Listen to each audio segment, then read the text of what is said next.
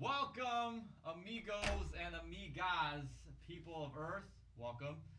We are officially doing this launching. So let me tell you.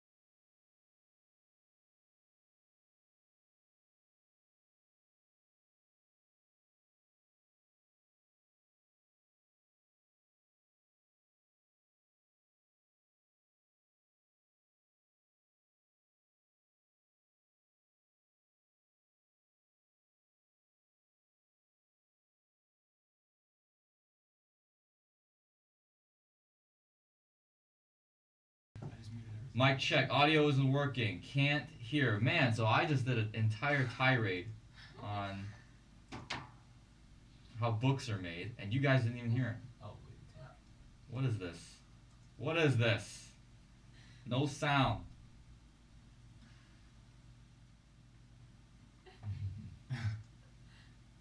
Shoot. What is happening? I'm getting it here. Oh, How about now? Are we good? I think we're good. We got audio feed. I think it's coming from the... Can't hear you. Now I can hear you. Yeah, it's the Oh, what's up, desktop. Newell? Oh, okay. So desktop's got the. All right, so I need at least 5 people to tell me that they can hear me. Working. Oh, okay, it's working. It's working. It's like the song Waymaker. It's working. All right, so as I was saying, let me rewind everything. Hey, what's going on, people of Earth? Let me tell you the story how this thing happened. And no, what I was saying, by the way, in the beginning, was that this was not created because of a romantic night between my wife and I. And 9 months later, this thing came along. No, that's not how books are created. So I was in El Baño, right? I was there doing stuff you do in the bathroom. And then I was looking through my phone, and about a year ago, I wrote a 50-page booklet. It was about how I got started in real estate. It was called 0 to 75 Units in 1 Year. And it was a little book. It was very basic. And for me, I struggle with writing basic stuff. So when I write stuff, I want to write stuff that's good. And I want to write stuff that's good to me, right? Like I love writing things that go, wow. Like even if I were to read this, I would find it educational, valuable. I would love it. And this is really cool. So I wrote a lot of basic stuff, basic terminology, and it was kind of just my first go around at trying to write a book. It was ended up being 50 pages. It was like a little booklet. I think I still have it around here, but I released it. It was on Amazon. It's everywhere now. And I was reading through the comments, and I read one comment that says, it was like a couple paragraphs. It says, "I've been a follower of the Kwak brothers for a very long time. I love your guys' YouTube channel, but this book is shitty. I don't like it. You know, it's very basic. There's no case studies. There's nothing." And then my first reaction was, man, I knew it, right? Like I wanted to put out something better, bigger, stronger, more educational, more deep. And the second thought was I just felt really disappointed, right? Because I mean, here I was doing all this marketing. Sam and I were putting a lot of money into promoting this thing. I spent like 3 days writing it, and it just caused no value for this particular person. So what I did is I got up from that, and then I walked straight into my office, and I started.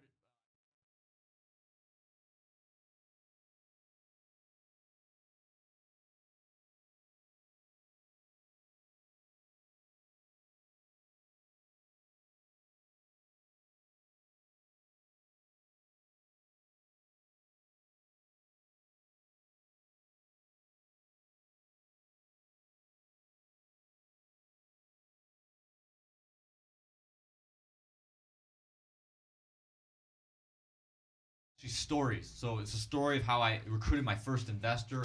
It's a story of how I even got into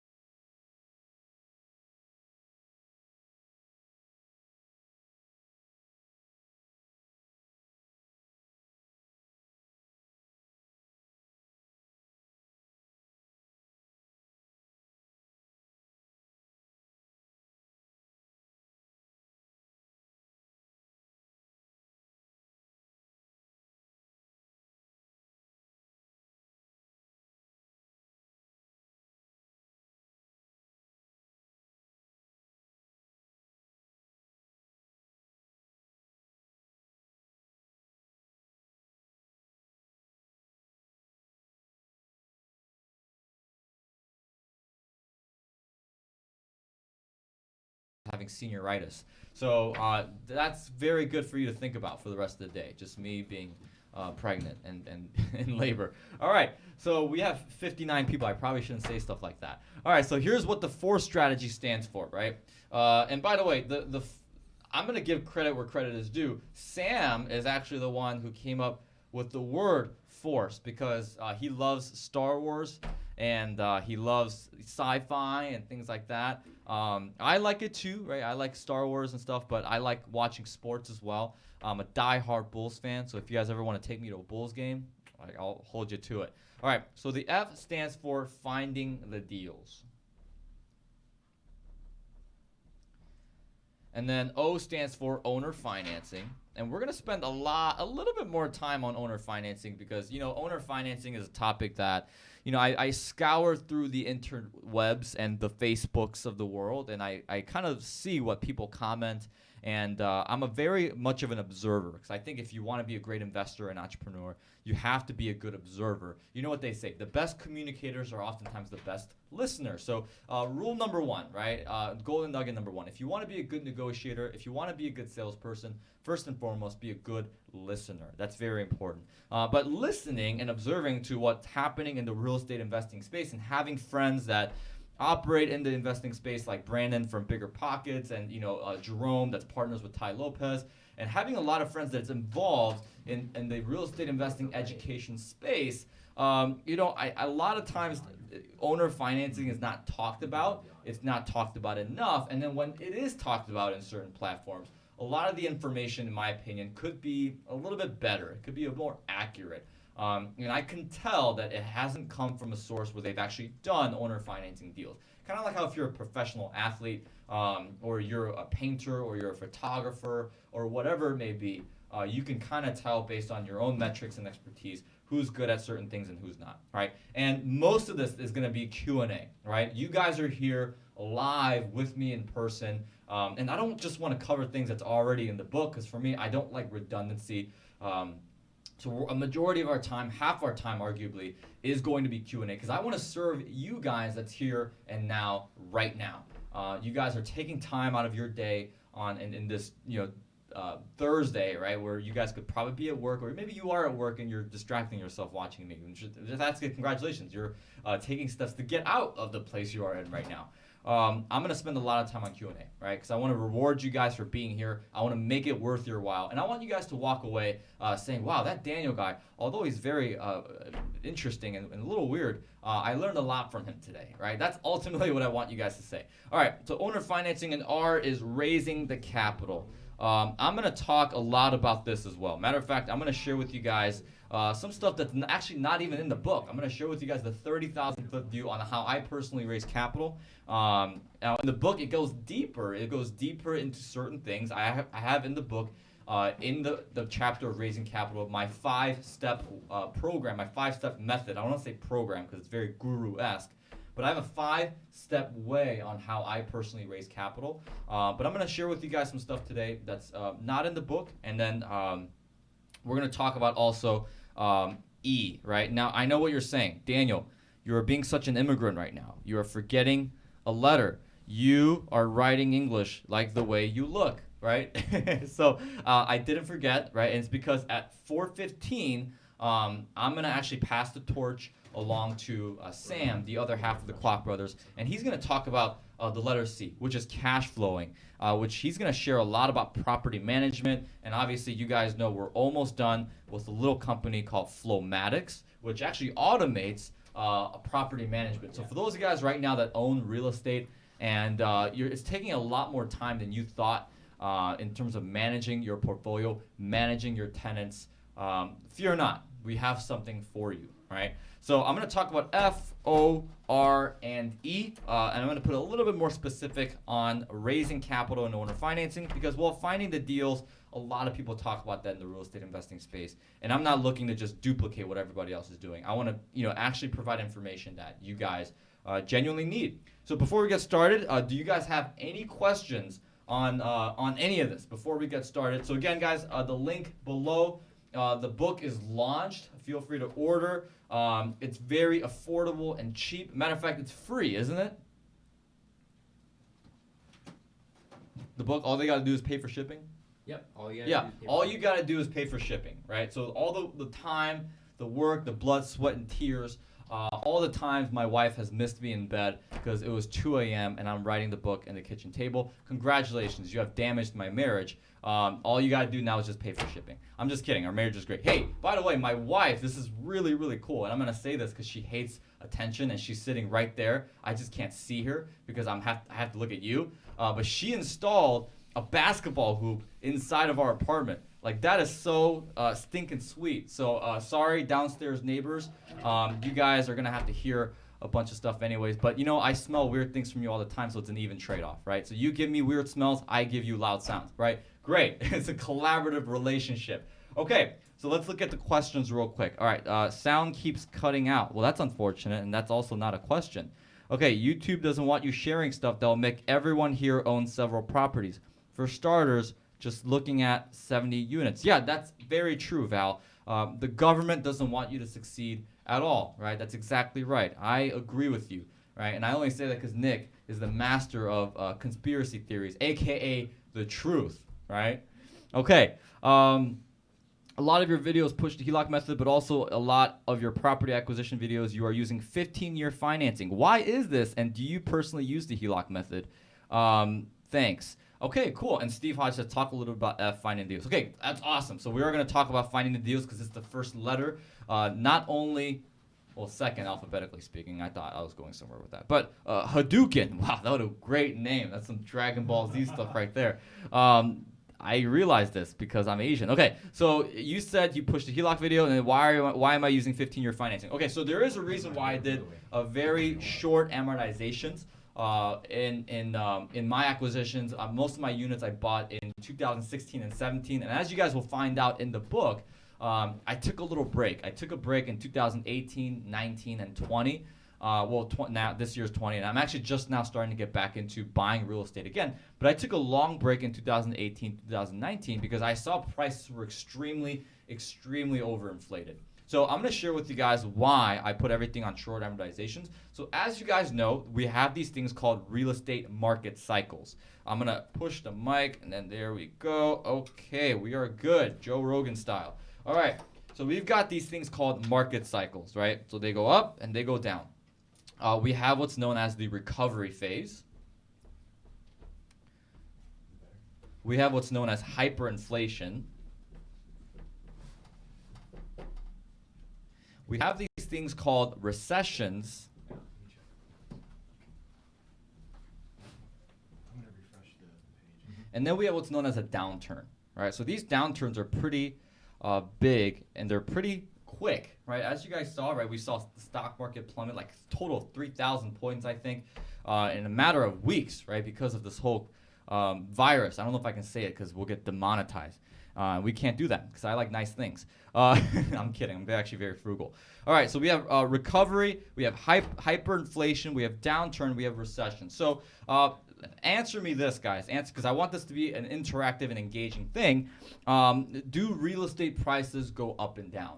Yes or no? My guess is a lot of you guys are going to say yes. So I'm going to use my my former hometown of Aurora, Illinois. So Aurora is the second largest city in Illinois. And Aurora is what's known as an 8 to 9% cap rate market. Now, for those of you guys that don't know what cap rate is, I'll explain real quick for those of you guys that maybe aren't as deep in the whole real estate investing content.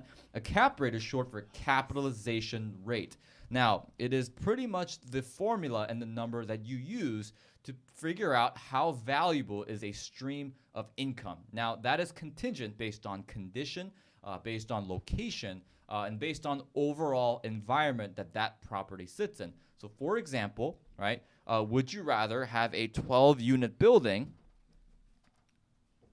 that nets, let's say it nets $70,000 a year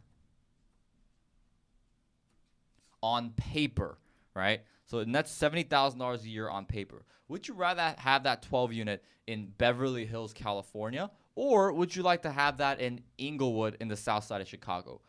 Chances are you'd probably say Beverly Hills, California. Why? Because it makes the same rent, right? It produces the same amount of gross income, right? Why wouldn't you want the one in Inglewood? Well, you'd probably say, well, because it's Beverly Hills, the area is a lot nicer, et cetera, et cetera, et cetera. Well, yeah, of course, right? So if you have an area, if you have a building that nets $70,000 a year, right, and you wanted to buy it for $700,000, well, you have the purchase price, and then you have what's known as the NOI. That stands for net operating income. So if you do quick math and you do a little bit of a division, you'll find that you get 0.7.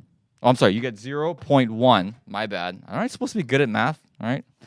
You get 0.1, which translates to a 10% cap rate. Well, Aurora is typically an 8 to 9% cap rate market, which means if you look at the entire market cycle, which market cycles tend to last between 8 to 12 years, right? You look at what happened between 2000 and 2003, that was a recession, and then you had 2008, and recovery really didn't start happening until 2012 to 2014, and then we've been on the longest bull market that the market has ever seen in the U.S. economy. As of March of 2019, that's the longest our country has ever been without actually facing a downturn. So Aurora is an 8 to 9% cap rate market, and obviously, depending on different areas, these tend to fluctuate. So the south side of Chicago and Inglewood, you probably want to buy somewhere between 15 to 30% cap rate. But if you look at a quick 5-minute drive up north, you go to downtown Chicago, where it's really nice, you're probably looking at closer to 2 to 4% cap rate. Well, it's not only contingent on where, right, but also when. Right? When are you buying? Because everything in real estate is supply and demand. If you have more buyers in a market, aren't you going to inflate the price? Yeah, exactly. Right? If I were to sell you this marker right here, and let's say this was a really valuable marker, it cures cancer, it fixes your marriage, it does everything for you, right? And let's say that you had 5 people who bid on this marker. Well, maybe it would sell for $200, $300, but let's say you had 1,000 people who wanted this marker, and they all had money, right? Because the rates are cheap, the money is cheaper, there's more things happening. Well, wouldn't that be sold for more than $200? Yes, because the demand is higher in that situation. Therefore, the value of the supply increases. We call it commoditizing a particular asset. Okay, so you have not only where, but also when. So let's stick with Aurora, Illinois for a second. So it's an 8 to 9% cap rate market. But because of supply and demand, you have a lot more demand in the last 3 years, or maybe even 5 or 6 years, with foreign buyers and historically low rates and a lot of things happening with monetary and fiscal policy. You have a lot more people competing in the market for one particular asset. So what does that do? The prices get higher. Well, of course, this cap rate right here is a direct reflection of how much you're willing to pay for a particular asset. Because remember, this right here is the direct relationship between a purchase price and the net operating income. How much does the building actually net? How much does it actually produce? So because this is going up, well, what does that do to our math? Well, it lowers the cap rate, right? So feel free to write that down. The higher the purchase price goes, the lower the cap rate gets. So here's what was happening. Right. One of the things I noticed with my last deals was, the lower the cap rate, the higher the prices go, which means the values go up. Well, when the values go up, what do we got to do? Well, we got to get a loan, right? Whether it's owner financing, and this is why I love owner financing, because you don't have to go to a bank. And when you're going to a bank to get this loan, you got to go for a commercial loan. And, well, you've got to, buy it at that value. So let's say you take a building that's, at an 8% cap rate, $700,000. But then because of the market, you have much more demand. The money is cheaper. And we are in the recovery / hyperinflation part of the market cycle. Let's say that cap rate gets a lot lower to 6%. And I'm not going to do the exact math. So, don't roast me in the comment section and start saying I look like certain people, because joke's on you. We all look alike. All right, so we got 6%. And let's say the price goes up to $1 million. Right, a grand total of $1 million. Well, if you buy it at this point in the market cycle when the cap rate is really low, well, you got to get a loan, right, for $1 million, because that's what you're buying the property for. So let's say you get a loan for $1 million. You put $200,000 down. And let's say you put it at a 30-year amortization.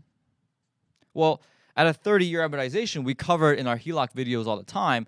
That first payment, what are we looking at? Well, we're probably looking at around 70% of that going to interest, which means that's pure profit the bank is making for financing us. So obviously, all of you guys that are big fans of the Kwak brothers, you guys watch all our HELOC videos, you guys will know that when you do your first payment, a very high majority of that is interest, very, very low percentage of that is principal. And as the note seasons, as you continue to pay, the years go on, you get older, your hair gets grayer, right? You lose all your friends, etc. That tends to shift. It goes into the opposite side of the spectrum where you start paying off more principal than you do interest. All right. Now, again, of course, we can go all day long how that's why the banks want you to refinance, because it then resets the clock, right? You're not building your wealth, which, by the way, guys, a lot of the wealthy people think long term. They don't think short term. That's why, for me, in my observation, a lot of the most successful real estate investors that I've met, they don't wholesale. They always focus on the long term. They love buying and holding rental properties, commercial properties, whatever it may be, or they're developers, whatever, right? But a lot of them don't focus on wholesaling. I'm not saying wholesaling is bad, right? I mean, I have guys who are like brothers of mine who are very successful wholesalers. But of course, the long-term wealth in real estate is in buy and hold rental properties, right? I'll make that argument all day long, all day long. Okay. So you get the building for $1,200,000 down. You put it on 30-year amortization. You're not paying a whole lot of principal off, which means what? You're not building up a whole lot of equity that first 5 to 10 years, right? So what happens then, right? The question that we got to ask here is what happens is when this is over. The music stops playing, and we all of a sudden have a downturn. And what happens when downturns happen, the values drop? Well, what happens when the value of this building plummets? Right? Let's say we get to $700,000. What happens then? Well, I know what you might be saying. Well, Daniel, that's not going to matter because, hello, it doesn't matter what the building is worth. I'm still collecting my rent. I'm still making payments to the bank. It's going to be all right.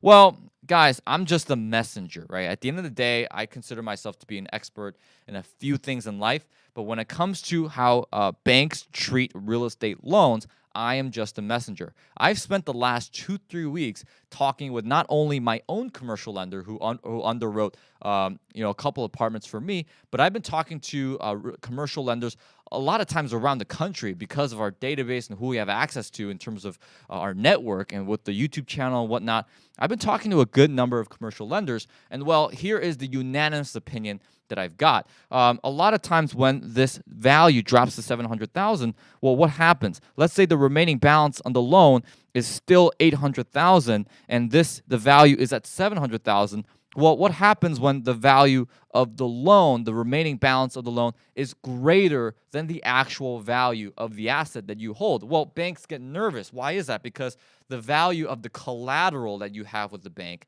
is less than the actual note itself, meaning that if an event were to happen where the bank has to liquidate, the property has to liquidate or whatever it may be, they are getting $100,000 less than what they actually underwrote for. And banks don't like that, right? And number one thing that I want you guys to focus on when working with the banks is the banks care about one thing and one thing only, and that is risk, right? That's why Sam and I and Melvin and all the people that, are experts in the banking industry, that's why we always say, guys, it's not a bad thing to get a line of credit. I don't care if you're paying off your personal property, you should get the line of credit even if you're investing, because guess what? If you're getting a commercial loan or a residential loan and you already have an existing line of credit with the bank, well, the bank's going to see you as less of a risk because you already have a product with them. In case that you default, you can then defer to the line of credit and have that be almost like your backup account, the backup savings account in case you're not able to make your payment. Banks love mitigating risk. So whatever you can do to help mitigate that risk and make yourself look more valuable in the eyes of a bank, that's what you got to do. And if you have a bad credit score or whatever it may be, but you have a HELOC with the bank, well, guess what? They're going to look at you with a lot more favor. So a lot of the commercial lenders that I've talked to, let's backtrack, right? Let me land the plane. Let me land this thought right here. A lot of them have been saying, well, if this goes below, if that loan to value ratio, right, exceeds over 100%, most of the commercial lenders I've talked to say they will call the client and they will ask for money, for liquidity and capital to bring this down to 80%.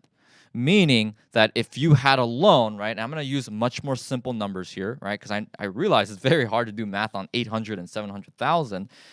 Let's get it down to 100, right? So let's say that you have a value of $100,000. Right, and it's the same concept. I'm just using different numbers that are easier to understand. Let's say that you have $100,000, and let's say that the value of the building drops to $80,000. Well, let's do a quick math here. Right, I'm going to take my calculator out here, while also reading all your fancy comments. Wow, we got 75 people involved. That's awesome. It's like a little party. Make sure you guys socially distance. Okay, so we've got 80,000 divided by 100. Okay. So that puts us, right, 100 divided by 80, right? I realize that. Okay, so that puts us at 125% loan to value. That means the loan is 125% of the value of the note. Well, guess what? They're going to ask that you provide enough capital to get this thing down to 80. So what does that mean? Well, in this case scenario, if we continue to do the math, right? So we divide by 80, that's 125. That means that we're going to have to bring this down in terms of the value, right? 80. So that means you're going to have to, the value's down to 8. So that means you're probably going to have to provide somewhere between $30,000 to $40,000 to get that thing down to 80%. Right? So imagine doing that at a scale where you're owning a $1 million apartment complex.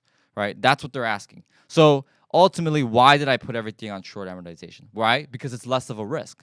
Right? Because I'm paying off more principal. I'm not having to pay as much interest. I pay down the equity of the building much quicker. And on top of that, I was doing what's known as value-add real estate, which means I was increasing the value of my asset by prolonging cash flow and also putting some additions and rehab into the building and increasing the rent, right? The higher the income goes, the more valuable the property is. So to answer your question, I did it because, one, it's less of a risk, and number two, I pay down a lot more equity. I increase more equity, so that way if an event happens where my values tend to drop, I'll be okay because I've taken the precautionary measures to make sure that my building loan-to-value ratio is going to be A-okay. Right? And that's what I recommend, right? If you're investing during the hyperinflation market, which in my opinion was 2016 all the way to possibly even today, I'd recommend looking at a shorter amortization. Now, if you have a plan to increase the equity, or maybe you're putting closer to 30% down, then yes, sure. You could get away with 30-year amortization. All right, let's get to the questions. I got to do finding deals. All right, so let's do finding deals real quick. I'm going to share with you guys one way that I've particularly found deals. I got to keep referencing to the book. All right. So, guys, again, click the link in the description on the screen or below. I don't know where it is. I could be pointing it to it right now. But get the book, guys. I work super hard, and it would just mean a lot to me. It would just make me the happiest person in the world if you guys got the book. Actually, not really. I'm actually kind of already really happy right now. Life is pretty great. I'm not going to lie. But it would make me slightly more happier. Let's put it that way. It would make me, it would satisfy me. Okay, I can't say that either. That sounds wrong. It would make me proud. Yes, it would make me proud that you've got this book. So 292 pages, guys, of the 4 strategy. I share my case studies, stories. I mean, I go in depth. And a lot of things I sprinkle in there also are just life lessons about how to be a good operator, how to be a great entrepreneur, how to be a good human being, and how to run a business. You know, that's one of the things that I've noticed. A lot of individuals who are in real estate, they don't fail because they don't know enough. They fail because they fail to have the right people around them. They fail to have the right mindset and the right mentality. And a lot of times that's what holds them back. So I include a lot of great stories in there. Not to mention I have 2 phenomenal co-authors. One of them being my biological brother, Sam. He wrote the entire chapter on property management. That's chapter 11. And I've got my very good friend, Levi McPherson, who's been spending decades, guys. And I'm not kidding, decades in helping corporate sales. He's actually taken, I think, a company from 50 million to 300 million in sales. And he actually shares with you his number one method that he uses in sales, not only for investors, not only just for sellers, but for everyone. And he calls it the goals method. So I'm super duper excited to have him share that as well. I'm going to touch on it briefly if I have the time before 4:15. But let's go ahead and talk about the finding deals. F for finding the deals. Okay, so I'm going to share with you guys two ways that I have successfully found deals. And the first way is building a relationship with the property manager, right? So F, find deals. And numero uno, right? If you say in Korean, hana, right? So I'm going to teach you guys Korean. You guys will walk away with learning something. Hana is one in Korean, right? So the Hana way, Hana way, right? It's like, wow, we're speaking Spanish and Korean, right? Makes sense. We all have brown skin. Okay, so one, we have building a relationship, right? So building relationship with property manager, right? Yeah, okay. Now, here's why I say that. Because I look for ways creatively. Because for me, like I like mailing campaigns, but I'm not huge on them, right? I know a lot of people, a lot of you guys watching right now are most likely engulfed in other areas of real estate investing, right? Maybe you go on Bigger Pockets and you go on, seminars and you go on whatever the other guys are who are not as good as we are. I'm sure you guys go and check out a lot of different real estate investing spaces, and a lot of them just advocate for mailing campaigns. Now, guys, I'm not against them, but let me tell you a quick story, right? So I did a mailing campaign for some properties I'm looking to buy in Florida, and I sent out, I think, close to 120 mailing campaigns. And I got one back, right? And we do a lot of mailing campaigns, Sam and I have done in the past. We've done one with 4,000, right? That was insane. It was pricey too. But out of the 120, we got one back. And, the lady took my letter and she wrote the price that she wanted on it and she mailed it back to me, right? And I called her and she goes, hey, I liked your letter because I liked your color scheme. And just something told me to, just ring you back. And I'm like, wait, what do you mean something told you? What do you mean you like my color scheme? This implies that there's others available, right? So I asked her, hey, just out of curiosity, right? Just for my own, just to tickle my mind. How many mailers did you get in the mail? She said 47. And keep in mind, this isn't a large multifamily, this is literally, I think, was an 8-unit building in Florida. And it's not like it was like Orlando or Tampa or Miami. Like, this was literally in the middle of nowhere. And I was interested in it because I had some friends and some networks down there that was willing to do some business with me. And she said she got 47. And I realized, man, like, that is harsh to hear. That's really difficult. So one of the things I've been very intentional and creative about, even looking at my own journey, the best success rates, the most efficient, the most productive ways for me finding properties was to build relationships. Guys, I say it in the book 1,000 times, but in real estate, you are not in the business of investing in properties. You are in the business of investing in people. And when I say people, I'm including you in that picture, right? This is the most valuable real estate that you will ever invest in, the 6 inches between your ears. That's huge. That's very important. So number one, building relationship with property managers. Now, how do you do this? You got to have ways, number one, when you're building relationships with individuals in business. Number one, you got to have financial alignment. Well, why is that? Well, because unfortunately, we live in a fallen, sinful world, as you can probably figure out watching TV right now. If you watch CNN, the world is a lot worse than when you watch any other news outlet, by the way. We got to have financial alignment. People just don't do things for free. And unfortunately, there has no device has been invented by the usual people, such as Bezos and Musk, that could read a person's heart and read a person's mind and see what their true agenda is, or what they have any hidden motives. We don't have that. So you got to create financial alignment. Well, how did I do this? Well, I used to belong to a lot of different networking events, and I've identified 3 local property managers, but particularly one property manager. And this one property manager managed between 200 to 300 doors. Now, here's what property managers do not want. And again, give me a thumbs up, right? Put a like on this, right? We're at 22 likes, and there's 141 people watching right now. That's pathetic, guys. Come on, we can do better, right? No, I'm just kidding. You guys don't have to. Just enjoy the training. But there was 200 to 300 units that he mentioned, and I'm sure you guys would agree that property managers don't want to lose their management accounts. Agreed? Right? Because they make money managing the portfolio. They make money managing properties. They make money, right? I'm sure we're all in agreement. So I had a little arrangement, right? First, I met with them one-on-one. I got to know them. I heard their story. I shared mine. I was very intentional about building a relationship instead of building an agreement, and that's a huge difference, right? There's a difference between guys who just do deals and guys who build a business.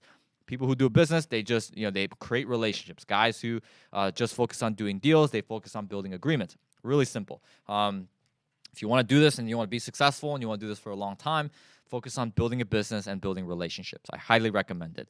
All right, so I sat down with him and we met one-on-one and we talked, right? Got to know each other. We were friends. And we were friends for probably about 5 to 6 months even before that, before we sat down.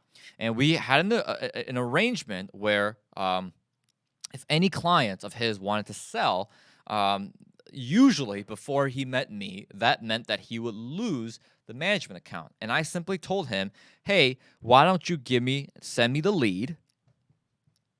And what I'll do in return is I will use your management services.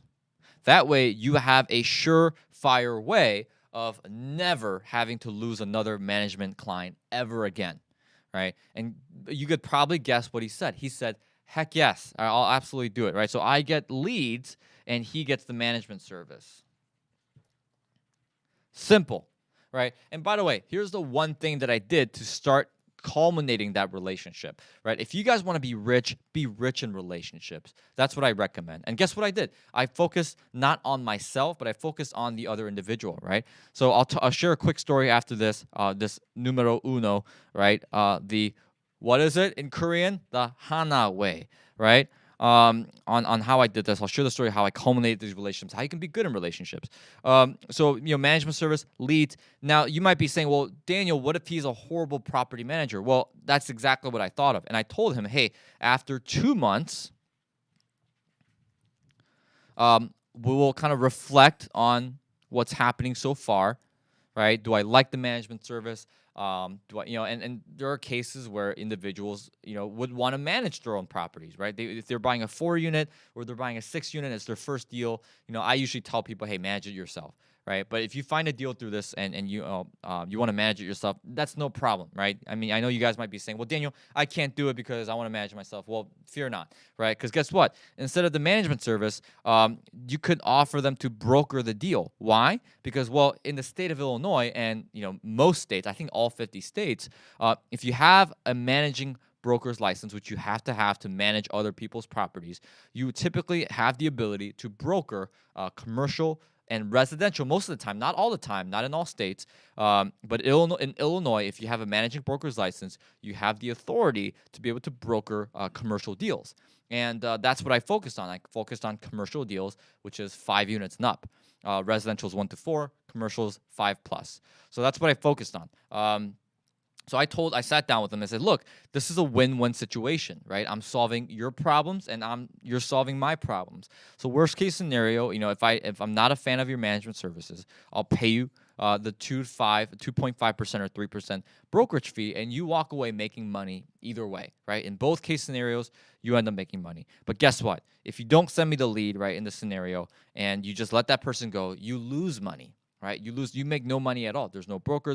I'll have you represent me as my, representative in the real estate, and all things will end well, right? So that's the first way of finding deals. And out of the 80-something units that we had at one point, I believe about half of them came through building a relationship with different property managers.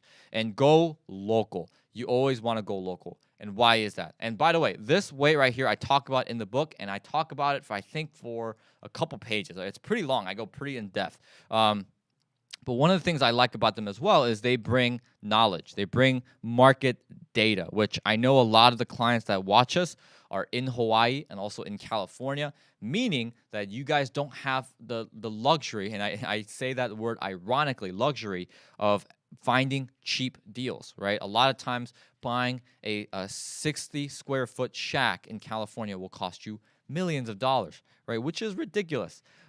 So, a lot of times you're forced, right? The people who live in California and Hawaii, you're forced to look at other places, right? And in that case, having a local property manager feed you deals while also providing you knowledge of the market, they do awesome stuff, right? I mean, it is a huge plus. They'll tell you what areas to avoid. They'll tell you, what areas are on the rise. They'll tell you all the trends. They'll tell you all the history. And again, remember that part where I told you if you want to be successful, you got to be a good listener. This is the part where you want to listen, right? You want to listen. You want to ingest all the information.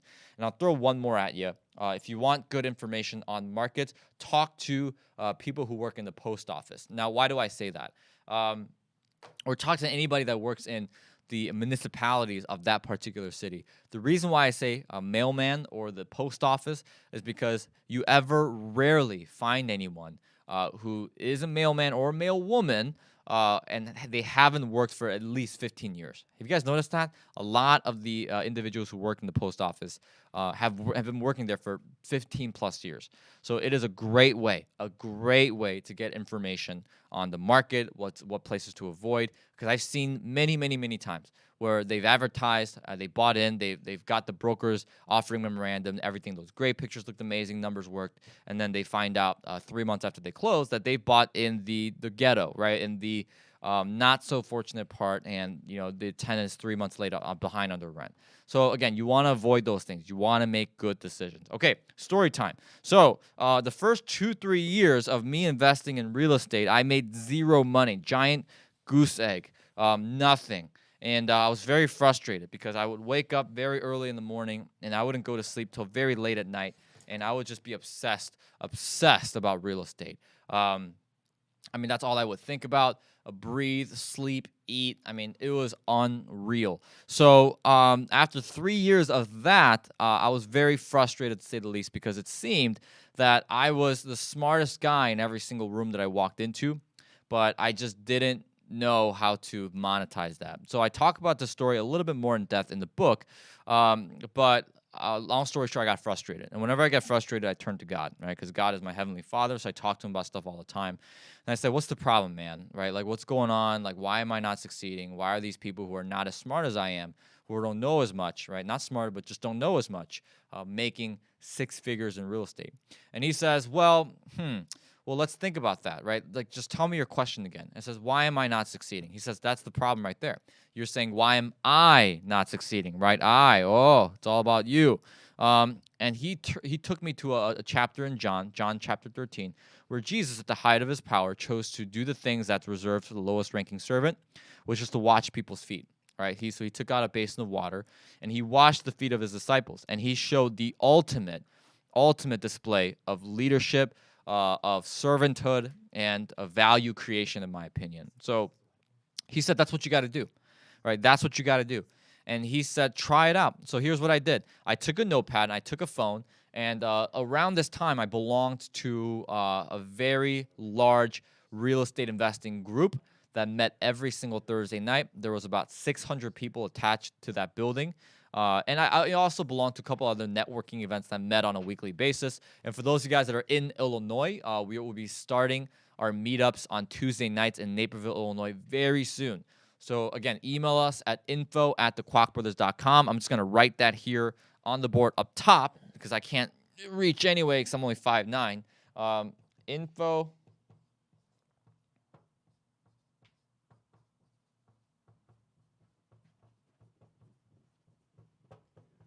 .com. Is that in the shot? All right. So info@thekwakbrothers.com. So please, oh wow, look at that. This book magically walked across the thing here. It's got legs. That's why you should buy it, because it can not only be your book, it can also be your pet. So info@thekwakbrothers.com. So Hosanna, Sam and I's executive assistant, sorry, you will have a lot of emails coming your way. All right. So email us about the meetup, right? And also, while we're on the subject of the book magically crawling, get the book, right? The link is in the description below. Okay. So what I did is I stopped focusing on I and I started focusing on them. All right. And what I did is I walked around with my phone and a notepad, and I asked a simple question, right? What are some of your biggest obstacles in your business. Why do I say business and not real estate business? Because when I ask that first question, I call it my leadoff question. I want that to be as general and as vague as possible. Because let me ask you something, right? Let's say that you've got a major problem at hand, right? A major problem. If I ask you, hey, how's your day? You're going to say, oh, it's bad. And I'm going to say, why is it bad? At that point, you can say anything, right? You can say, oh, global warming. You could say, oh, things happening, racial tensions, kids starving in Africa. You could say anything that's bad, but you're going to talk about that thing that happened that day. Chances are, 3 years later, you won't even remember what happened that day, but you're going to bring it up because it's in the forefront of your mind. So when I say business, I want to be as vague and as general as possible because the thing that irks them the most, the things that give them the problems the most are going to be in the forefront of their mind, and that's the first thing that's going to pop up. And if I can solve that, right, I will be a hero in their eyes, right? I will be the ultimate value creator. So I asked them, what's your ultimate obstacle in real estate or business? And I got a lot of different answers. And that's actually the story how I even got involved. But even when I asked the property manager that question, right, I said, hey, Mr. Property Manager, what are some of the biggest obstacles in your business? The property manager said, man, I would, managing units, right? My clients are selling their building. Right. And by the way, to get to that place, you've got to ask follow-up questions. That's key. Follow-up questions are key. Right? So, through multiple follow-up questions, and we'll talk about that with the goals method, right? As I mentioned with Levi, the goals method, follow-up is key. So I asked him, hey, and what follow-up question says, man, I'm losing a couple management accounts. I would love to build my management company. Those are the words that he says. I would like to build my management company. So I said, I may have a couple solutions for you. Why don't we sit down sometime next week and we can arrange something? And that's where we came up with option number 1, right? Where he would feed me the deals and he would virtually have a scenario where he would never lose a client without either making being a property manager with different owners, or B, making money as the broker by brokering the deal.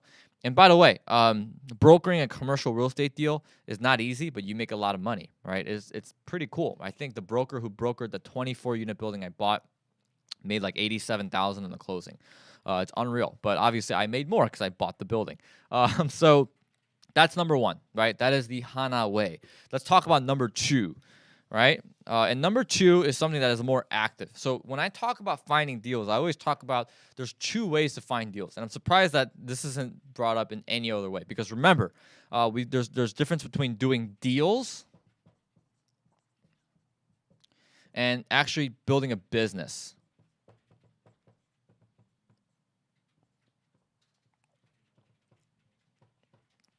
And we're talking about finding deals. When we're talking about the topic of finding deals, the people who do deals just focus on strategy, right? It's like, oh, let's do mailing campaigns. Let's do this and let's do that. When you're focused on building a business, you focus on creating a system. And when you focus on creating a system, you find multiple ways of doing things, oftentimes making things more efficient. So in my opinion, when you're finding deals, you should have 2. You should have active ways of finding deals, and you should have passive ways of finding deals. Meaning, in this section, you are going to the deals, right? So there's you, deals. The arrow goes that way.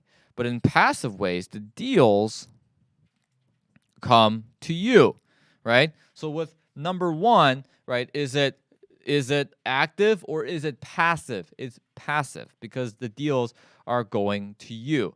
Okay, so now we talked about active. We talked about passive. We talked about building a relationship with the property managers. The deals come to you. Now let's talk about active, right? So there's my favorite way of active finding deals, active deal pursuing or lead acquisition in my case, is driving for dollars. So I love calling for rent signs. So driving for dollars is a little different, right? So I call this method calling for rent signs.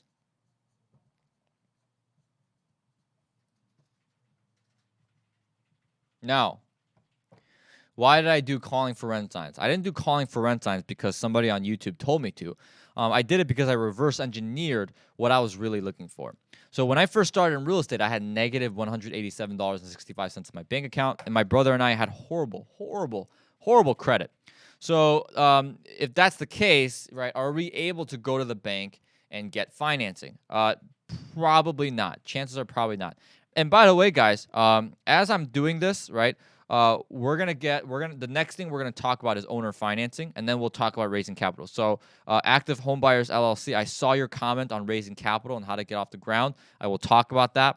But the next topic we're gonna talk about is owner financing. So we have a lot of content on owner financing at the Kwak Brothers. So I'm gonna let you guys do that. But what I want to do with owner financing is I want to do a Q&A with owner financing, because again, I want to serve you guys directly, because there's 158 people.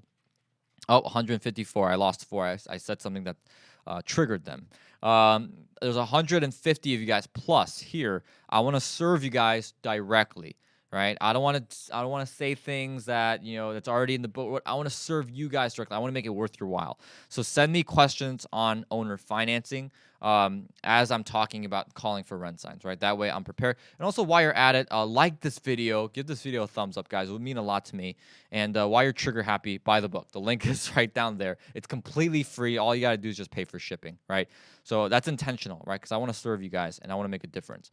Okay, so let's talk about calling for rent signs. So I reverse engineered. When I first started, I realized that banks were not going to give me a loan. So what did I have to do? Well, I had to buy properties owner financing, because that's the only way that I was able to acquire the units that I did, right? Because otherwise I had to get a job, I had to get my credit up. There's a lot of things I had to do to make myself bankable. So I knew, right, reverse engineer. So here's the problem, right? Here's the problem. And I'm going to go this way because I'm reverse engineering, and I want to show you guys what that means. So I have problem. What is problem? As an entrepreneur, you are a problem solver, right? There's two types of people in this world.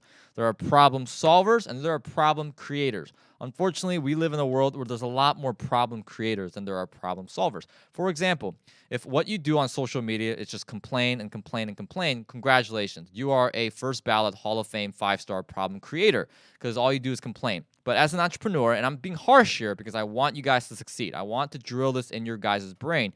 When you are an entrepreneur and you want to be a successful entrepreneur and you want to be a successful real estate investing entrepreneur, you have to be a problem solver. So let me show you guys how I solved my own problem, because I want you guys to understand this. This is very important. This is arguably the most important thing that we're going to talk about in the 3 hours we have together before I go to my mother-in-law's house to eat tacos. So problem, what was my problem? I had no money. Oh, I have no money. And then I have no credit, bad credit, right? Which means no bank. Bank's going to look at me. They're going to laugh. They're like, 21-year-old kid, what are you doing here, right? Just get out of here, right? We don't want your kind here, right? So no bank. So these were my problems. So what do? Right? Well, there's a couple things I can do. But the reverse engineer to that was owner financing. Because I realized, right, the more I knew about real estate, that the owner, the seller, was not going to underwrite me like a bank would. What a bank is going to do, because I've been through the process multiple times, when you go through the underwriting process of a bank, right, not only does it leave a hard inquiry on your credit report, right, shout out to my best friend Melvin Johnson, who tried calling me about an hour ago. Sorry, Mello, if you're watching this, I'll call you back. But they're gonna ask for your personal tax return. They're gonna pull your credit. They're gonna ask for any information in a financial statement, which, by the way, on average, is going to be 4 to 6 pages long. If you're doing financial underwriting for a commercial loan, it's going to be 4 to 6 pages long. And in those 4 to 6 pages, they're going to ask you about everything. They're going to ask you about any life insurance policies that you have, savings account, cash, 401k, Roth IRA, health. I mean, they're going to ask for any HSA savings. I mean, whatever. They're going to ask for it all, right? So I knew that the owner wasn't going to do that, right? The banks will, but the owner wasn't going to do that. So I had to do owner financing. Well, now let's reverse engineer. Who are the prime candidates owner financing? Because I can't just go up to somebody who doesn't need owner financing. I want to solve problems here, right? Not only my own problems, but problems that are out there for people. I want to be a constant problem solver. So I asked myself, well, what problems do owner financing solve? And again, this is the art of reverse engineering. Right, this is the art of reverse engineering. I actually don't even talk about this in the book. Well, I kind of do a little bit, but I'm getting deeper here. So congratulations to the 160 of you, right, that are here with me. So what problems do owner financing solve? Well, it helps mitigate, right? Because remember, they wrote a law in regards to depreciation recapture that the title does exchange, right? For most states now, the title indeed does exchange at closing. It used to be that the deed was transferred, but the title didn't transfer. Meaning that if you bought a property owner financing and somebody looked you up on the LLC lookup or on the property assessor, the owner name would still be the previous seller's name. But I believe, correct me if I'm wrong, I'm not an attorney, not a CPA or a tax professional. That's my disclaimer. I believe they changed that. So there's tax mitigation, and there's also a continuation of passive income.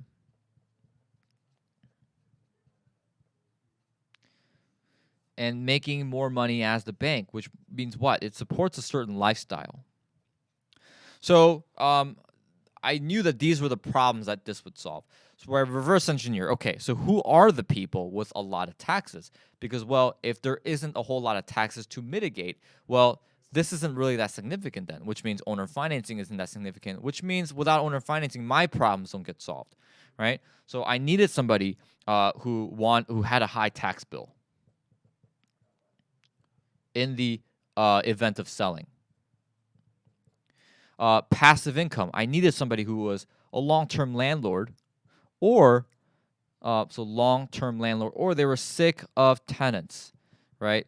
So my wife owned a 4-unit for a year or so, and I remember we'd be on date nights and we'd go back to our home, and she's like, "Man, if I just don't get an email from my tenants, that'd be the greatest thing in the world."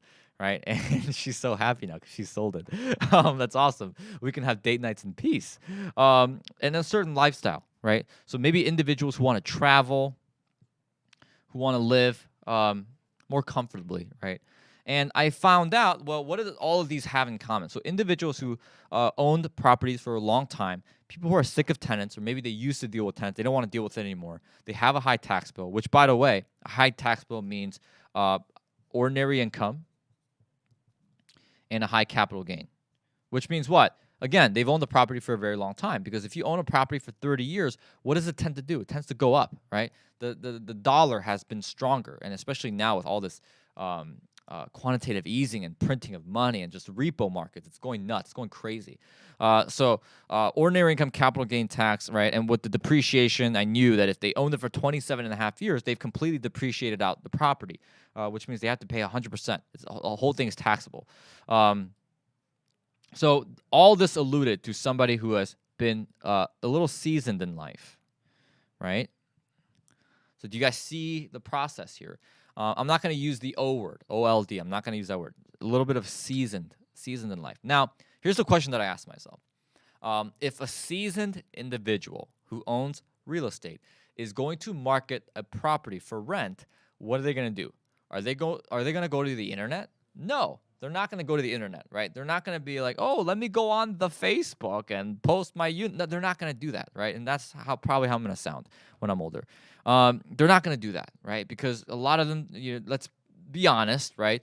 A majority of seasoned individuals are not as familiar with technology as somebody who is Sam and I's age. It's just the truth, right? It's just a circle of life and how things happen, right? It's rare. Like, my father-in-law, Dan Miotti, is phenomenal with technology, right? Like, he knows all about 5G and Neuralink. Like, he's doing all this research. I mean, he's got a great mind.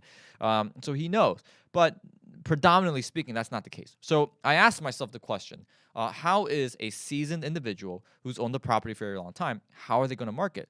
They're going to market in 2 ways. Number one, I don't want to trip over the mic here. They're going to use a newspaper, or they're going to put out a sign in front of their door or in front of the property.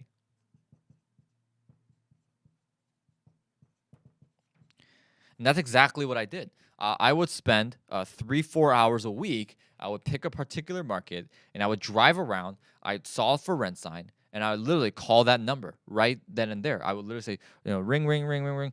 The other person said, hello, who's this? I said, hi, my name is Daniel. I saw your for rent sign in front of your building. I actually wanted to see if you had any interest in selling. That's literally all I would say. And I would continue to talk. I wouldn't let him speak, right? I wouldn't say, hi, my name is Daniel. Because then the other person was, what do you want?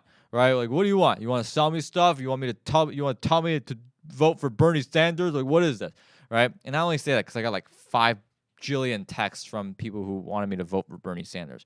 But anyway, so I continued talking. I'd say my line, and they would either say yes or no. Well, in the book, I go a lot deeper, right? I go, how to actually squeeze every single juice out of calling for rent signs. But obviously, we don't have time to talk about it. And speaking of the book, guys, the link is below.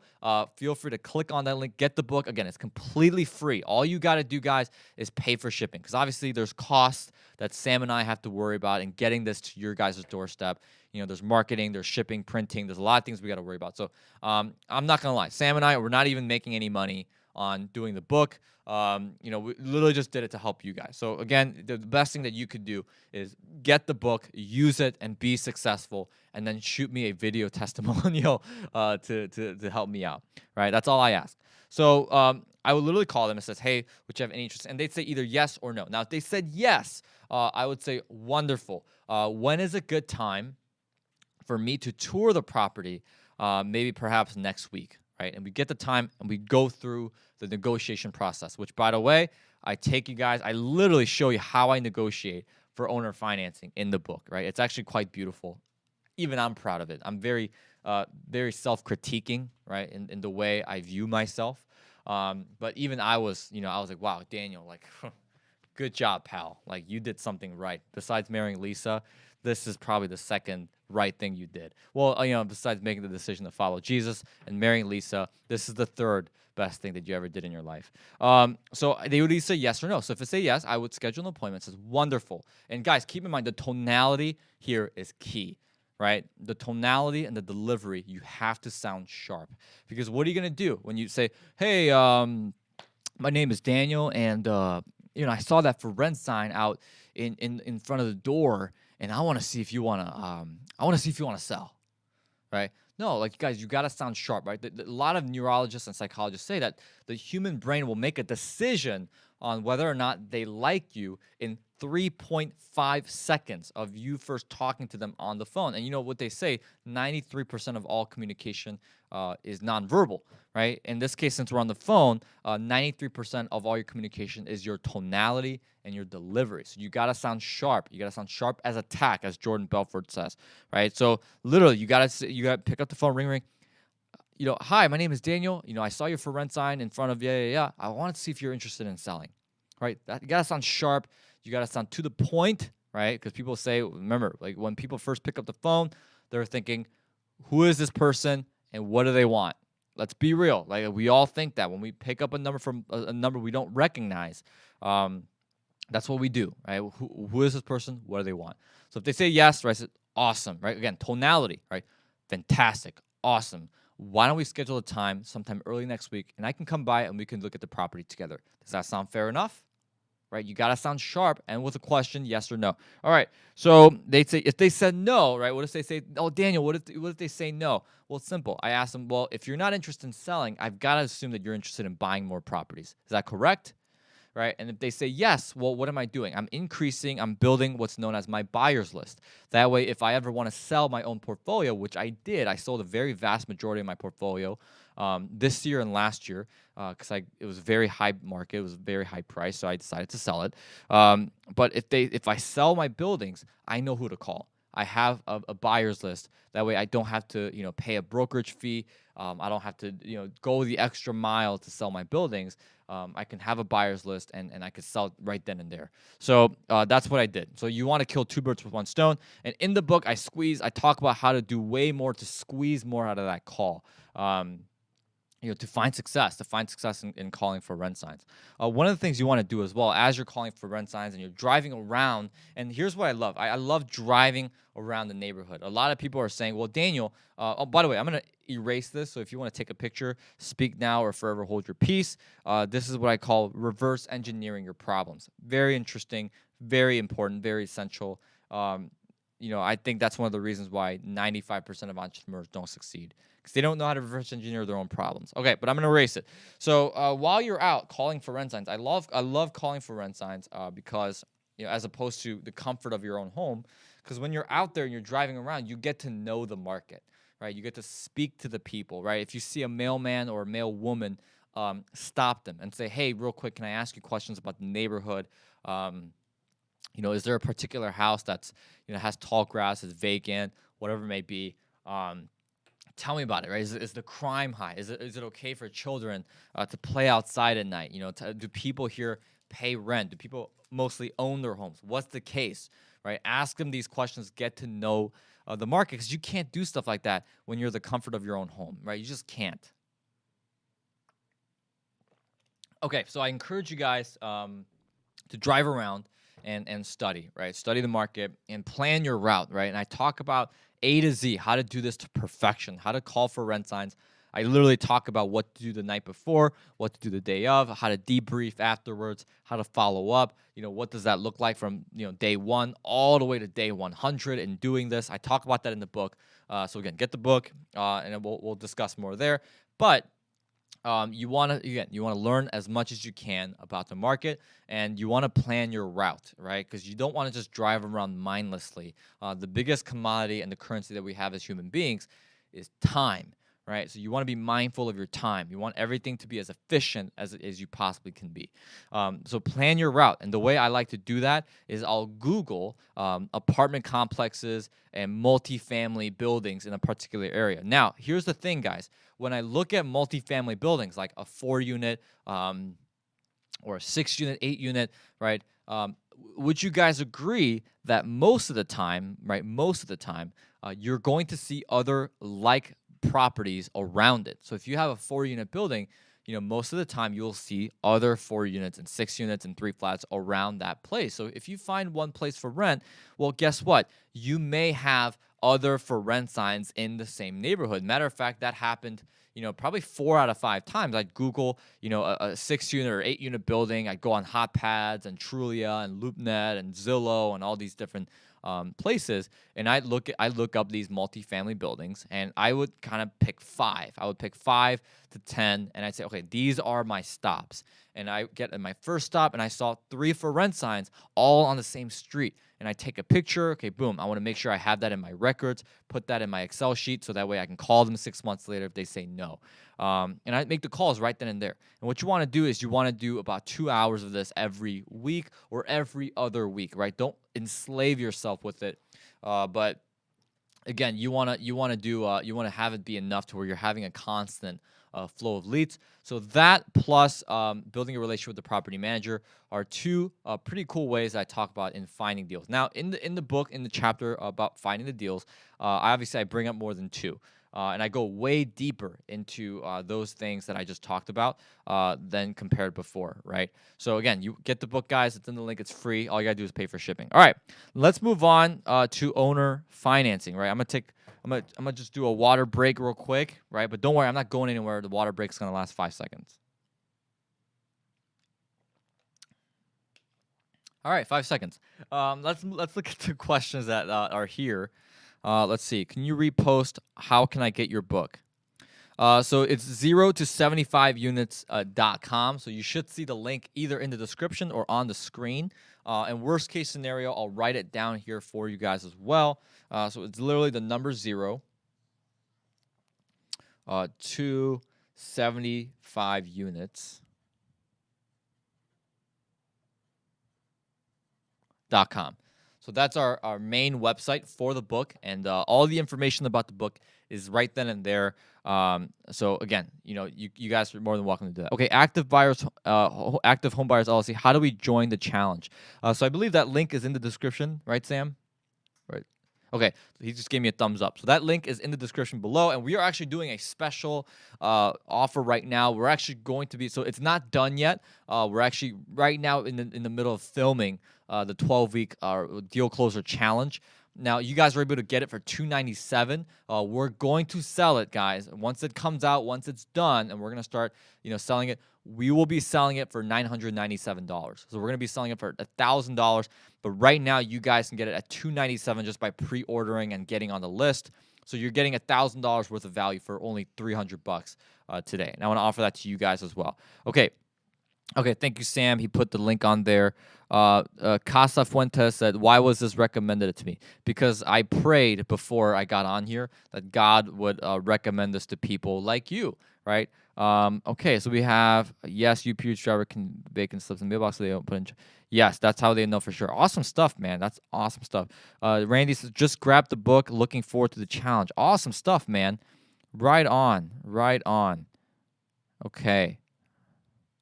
Let's see. Should I put extra towards principal to save, invest in the potential downturn in the housing market? Okay, so everything depends. So here's why I love owner financing.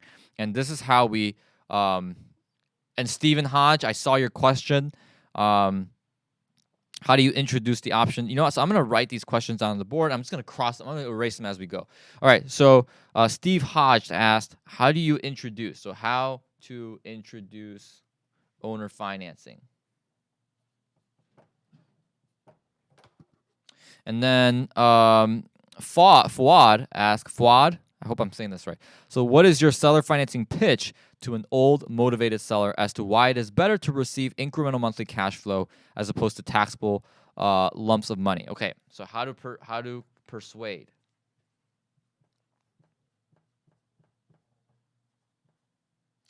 All right, cool. So I'll answer. Let me see if I got everything. All right, I think that's all the questions that we got.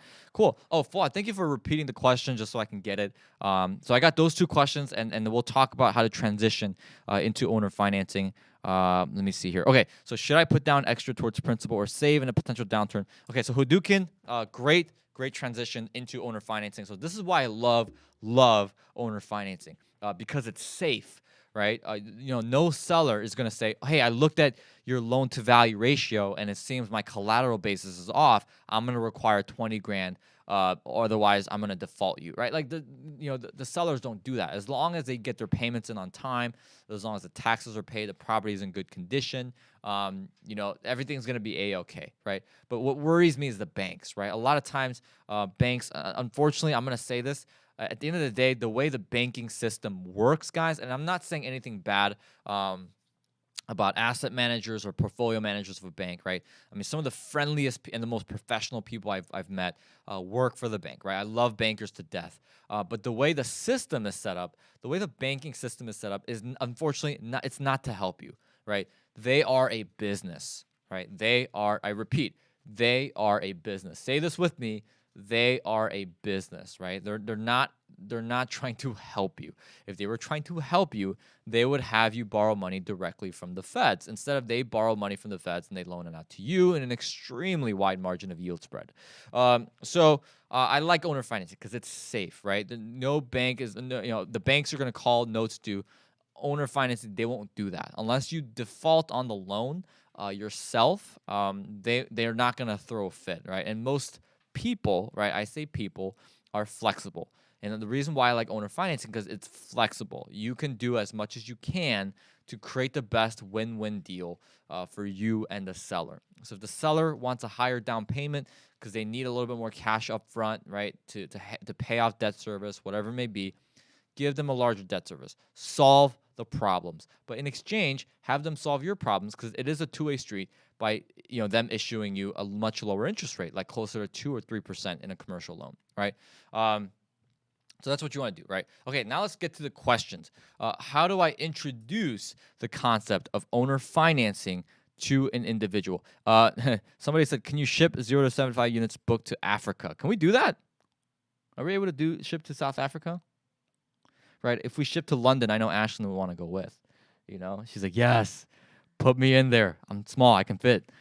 Is there a link to audiobook? Yes, there is indeed a link to the audiobook. So check out the website, and we will provide everything there. I'm in Ohio. Has a loan. How do I frame purchase? Okay, cool. So pretty much all the questions are how do I introduce owner financing / how do I persuade the individuals to do owner financing? So it's all about solving problems, right? It's all about solving problems. And what I like to do is how I introduce the concept of owner financing is actually I'm gonna incorporate it with E, right? So we only have an hour left, so I want to make sure we have enough time to talk about everything. But I'm gonna incorporate E, which is expand the empire, and the goals method with owner financing. So again, I am not the inventor of the goals method. This is all Levi McPherson. Levi's the guy who, again, worked in corporate sales, been in decades of sales, just knows how to talk to people, have taken sales from 50 million to 300 million for massive companies. Okay, so we've got the goals method. So G stands for goals. The O stands for obstacles. The A stands for actions. The L stands for learning. And the S stands for solution. And that's the solution that you provide. So I'm going to have you guess. I'm going to ask you guys a question. So considering that every single professional position in the world is sales, right? What is the job with a 100% closing ratio, right? So I'm going to repeat the question. If every single position in the world is sales, right? So whether you're an actual salesperson or you work in the medical industry or whatever, considering every position in the world is sales, what is the one occupation with the number one conversion ratio? So I'm gonna take a sip of water, right? And I'm gonna drink it slowly. And I want you guys to answer that question for me on the chat box. Just take a guess. What is the number one position in sales with the highest conversion ratio?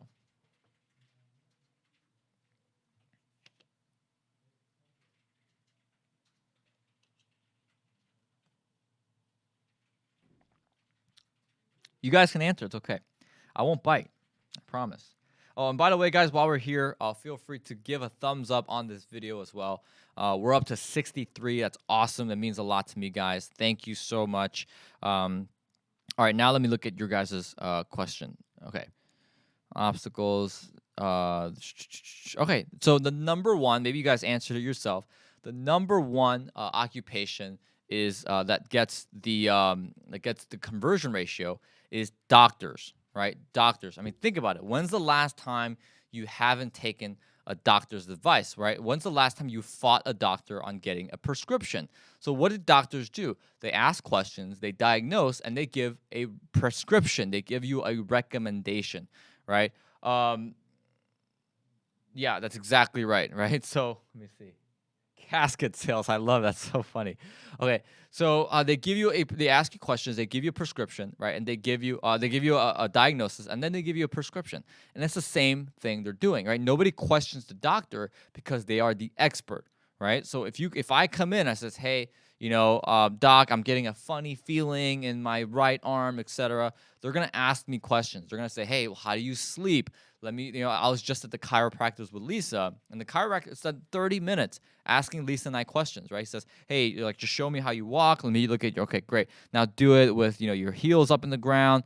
Okay, great. Now, how do you sleep? Do you get enough water? Well, tell me about your lifestyle, etc. And then what they do is they give me a prescription. They give me a recommendation. They say, hey, I want you to do this. I want you to start drinking, 80 ounces of water a day, right? And I do it. Right? They didn't have to sell me on anything, right? They didn't have to tell me, hey, if you drink 80 ounces, man, it's going to be, you should totally do it. They're not going to do that, right? So it's the same thing with real estate and how I personally introduce owner financing. So I listen to their problems, right? It's exactly what I do. First question I ask is, Mr. Seller, right? What are your goals? What are your goals with selling this building? Why are you selling, right? And what are your goals? What do you want to get accomplished, right? And they say, well, I want to, I'm at the age now where, I want to start traveling more. I don't want to deal with the tenants anymore, et cetera, et cetera. Those are my goals. And, I want to be able to live more comfortably. A lot of times being in Illinois, having negotiated a lot of local owner financing contracts, a lot of them say, well, I want to move down to Texas or Florida, spend more time with my family. So the goal a lot of times is to free up more time, right, and have a certain lifestyle. And then I ask them, well, what are the obstacles that you've had so far, right, in trying to sell this building and trying to get to that goal of freeing up more time, spending more time with your family? What are some obstacles that have been put out for you? And a lot of times they'll say, well, taxes. I haven't found the right buyer. I put this out on the market, et cetera, et cetera. And then the third is, what actions have you taken? And the reason why I say actions and why I say this is because the fastest way for you to be seen as not an expert is if you recommend an action step that they've already tried and failed. That right there in a person's mind will automatically dismiss you as an expert. That's it. There's no faster way of you dismissing yourself as an expert than to recommend something that they've already tried and failed. That's horrible, right? So you say, what actions have you already tried, right? What are you doing right now? Same thing with a doctor. Well, what are you doing right now? What actions have you taken? What have you done to try and lose weight, right? Are you doing a calorie deficit? Are you working out, et cetera, et cetera? What type of foods are you eating? They're going to ask for actions. And then you're going to say, what have you learned through this process, right? Have you learned, that being a landlord is this, that, et cetera? What have you learned and what are you trying to do? Now, the culmination of these 4 questions with asking follow-up questions on top of that, so you should be asking follow-up questions for all 4 of these things, especially this one and especially this one. Because the obstacles, that's where they tell you their problems. That's where they tell you what's bothering them the most and how you can add value to them, right? And I'm going to share with you guys the success formula that I bring up multiple times in the book that have helped me solve problems. But the culmination of all four different types of questions that you ask leads you to the solution that you provide. So let's go ahead and do a little bit of a role play. So let's say I'm sitting down with an individual and I asked him, hey, so Mr. Seller, why are you selling? What goals are you trying to accomplish? If I could wave a magic wand, right? What would be the ideal situation, right? What would happen, right? Besides the Bulls winning the NBA championship, Cubs winning the World Series, right? What would happen? The seller would say, well, the ideal scenario is I sell it for the price I want, and I get to move down to Texas, spend more time with my kids and my grandsons, my granddaughters, and I don't have to worry about this building anymore. And it's just off my papers, it's off my sheets. Great. Awesome, I hear you. What would that look like? Well, and again, this is a follow-up question. What would that look like, and what would that do for your life? On a scale of 1 through 10, if you were to sell the building like next week, and you went down to Texas 2 weeks later, and you had the time of your life, on a scale of 1 through 10, what would that look like? And they would most of the time would say 10. And after that, after some follow-up questions after that, it said, well, having said that, it sounds all great and all. It sounds lucrative. It sounds you've already got it all figured out in terms of what you're planning on doing once you sell. However, what are some obstacles? Because obviously that there had to have been some obstacles. Otherwise, you'd be in Texas right now, and I'd be looking for another property to buy. And this is where they give you all their crap, right? It says, well, like my tenants, I had, this, and I just having a hard time letting go. And some of the reasons that I've heard throughout the years has been I just haven't been able to get the price I want. My broker is an idiot. The market's too bad. It's winter time. There's plenty of things that I've heard. And then, with the follow-up questions, it says, well, what does that look like? What is the right buyer? You said the right buyer hasn't come along. Who is the right buyer? What is the ideal buyer? You said your broker is being an idiot. Well, why? What has he done that has made you think that he's an idiot, right? And then also action steps. What are some action steps that you've already taken? Well, I've already put it on the MLS, but it didn't get any bites. I've also tried going through with a wholesaler, and they didn't get any bites because, apparently my price is a little too high, et cetera. I've tried this, I've tried that. And what this does, it eliminates. So once you hear these two things, right, immediately you should have a variety of solutions already in the chamber, right? So ammo, right? Again, if you guys don't have ammo, don't fire the gun, right? So I use a story how, in raising capital, my friend's mom, she baked, an apple pie, but she didn't have sugar. So she went down to her neighbors, knocked on the door, asked for 3 cups of sugar, made the pie, gave the neighbor a slice of pie in return. And I always use that story in raising capital, but this is very applicable to this scenario because I always tell people, if you don't know how to bake the pie, don't ask for the sugar. And it's the same thing. If you don't know how to fire the gun, if you're not going to fire the gun, don't have ammo. And what is ammo? Well, it's the solutions that you're able to provide. It's all these acquisitional strategies and your knowledge in real estate, like having a team, knowing the wherewithal, having the resources and the tools to be able to pull the trigger on a deal. So many of you guys out there are looking for deals when you should be studying, right? You're looking for deals when you're not even ready. You don't have a team. And by the way, any guru out there that's telling you, oh, forget about that stuff, just start looking for deals. You got to learn by doing. Listen, that's BS, right? Don't do that, right? You have to be prepared. Whether you're using your money or worse, you're using somebody else's money to do deals. Do not. I have this is the part of real estate investing that just sickens me, right? When somebody who should not be doing a deal raises capital, which is somebody else's entire life savings, and they go out knowing dang well they have no business doing a deal. They don't have the knowledge. They don't have the team. They don't have the resources. They don't have the tools. And they're going out and putting somebody's entire life savings on the line just because they're interested in real estate and they want to do a deal and show their friends. Like that, for me, it just makes me puke, right? Like, I mean, it reminds me of the time where I met this lady. She invested $150,000 of her life savings into somebody's fix and flip. That individual had no clue. Like they haven't, and for me, like when it comes to buying horses, listen, this is what I tell people. You're either going to learn it in a classroom or you're going to learn it out there in the market. And the price to learn a lesson out there in the market is a lot more expensive than buying a course for $997. That I guarantee you, right? And spending the time here to learn, right? Like if you don't have the solutions, stop going out there looking for deals, right? Spend more time learning. I spent 3 years learning before I even did my first deal, right? And obviously you don't have to wait that long, but again, just to show you guys, just have stuff ready. Just be prepared. Don't spend forever and do analysis by paralysis. Like I get all that, but some of my best students who've created the most amount of success. I have a student who literally made $350,000 his first year of doing deals. Well, guess why? Guess why he made $350,000 his first year of doing deals? Because he spent the previous 12 months getting ready. Raising capital, getting the team together, learning the strategies, creating the tool belt and the arsenal that you have ready. So quick story. So $150,000.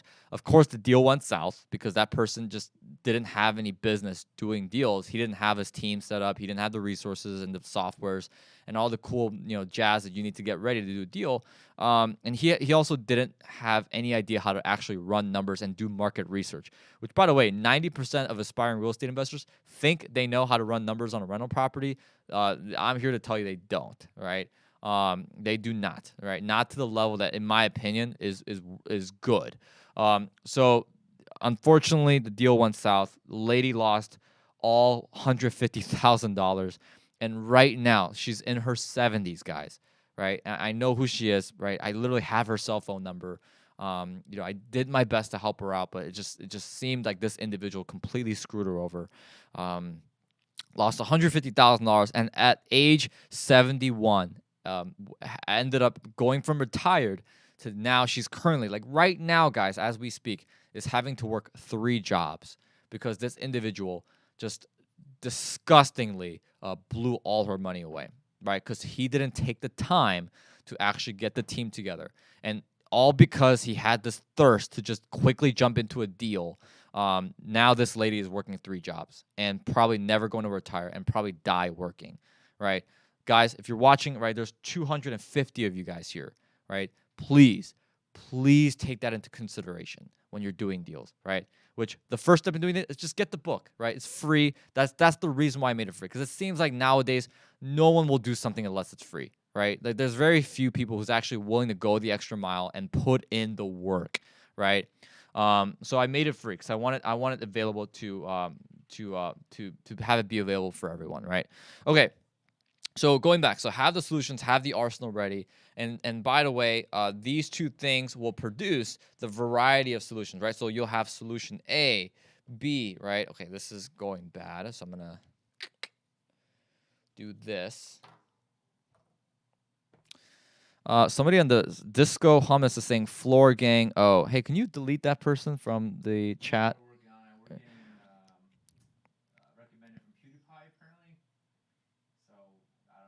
Yeah. Sorry, guys. For those guys that are actually here, interested in learning, and creating a better life for yourself and family, I apologize for. Unfortunately, there are people who just, I don't know. They, I guess, they take pleasure in in making other people's lives worse or just being a disruptor. It's probably because they didn't receive a lot of love as a child, so they feel the need to act out, right? And a lot of that just comes from insecurities, which I talk about that in the book. So disregard the people, guys. Don't worry about them, right? We're doing our best here to delete those messages. And fam, you said, why are so many messages deleted? It's because people are acting like jackasses, right? Just to be honest, straight up honest with you, right? And I want to get to the portion where people are asking genuine and real questions. Because I'm here, guys. I mean, I'm not going to mention, it's my wife's birthday, right? It's my wife's birthday today, and we got a lot of great things planned. So I'm taking literally 3 hours out of my wife's birthday to help you guys because I'm passionate. This is what I live for, right? It excites me. There's 281 people on this live feed right now.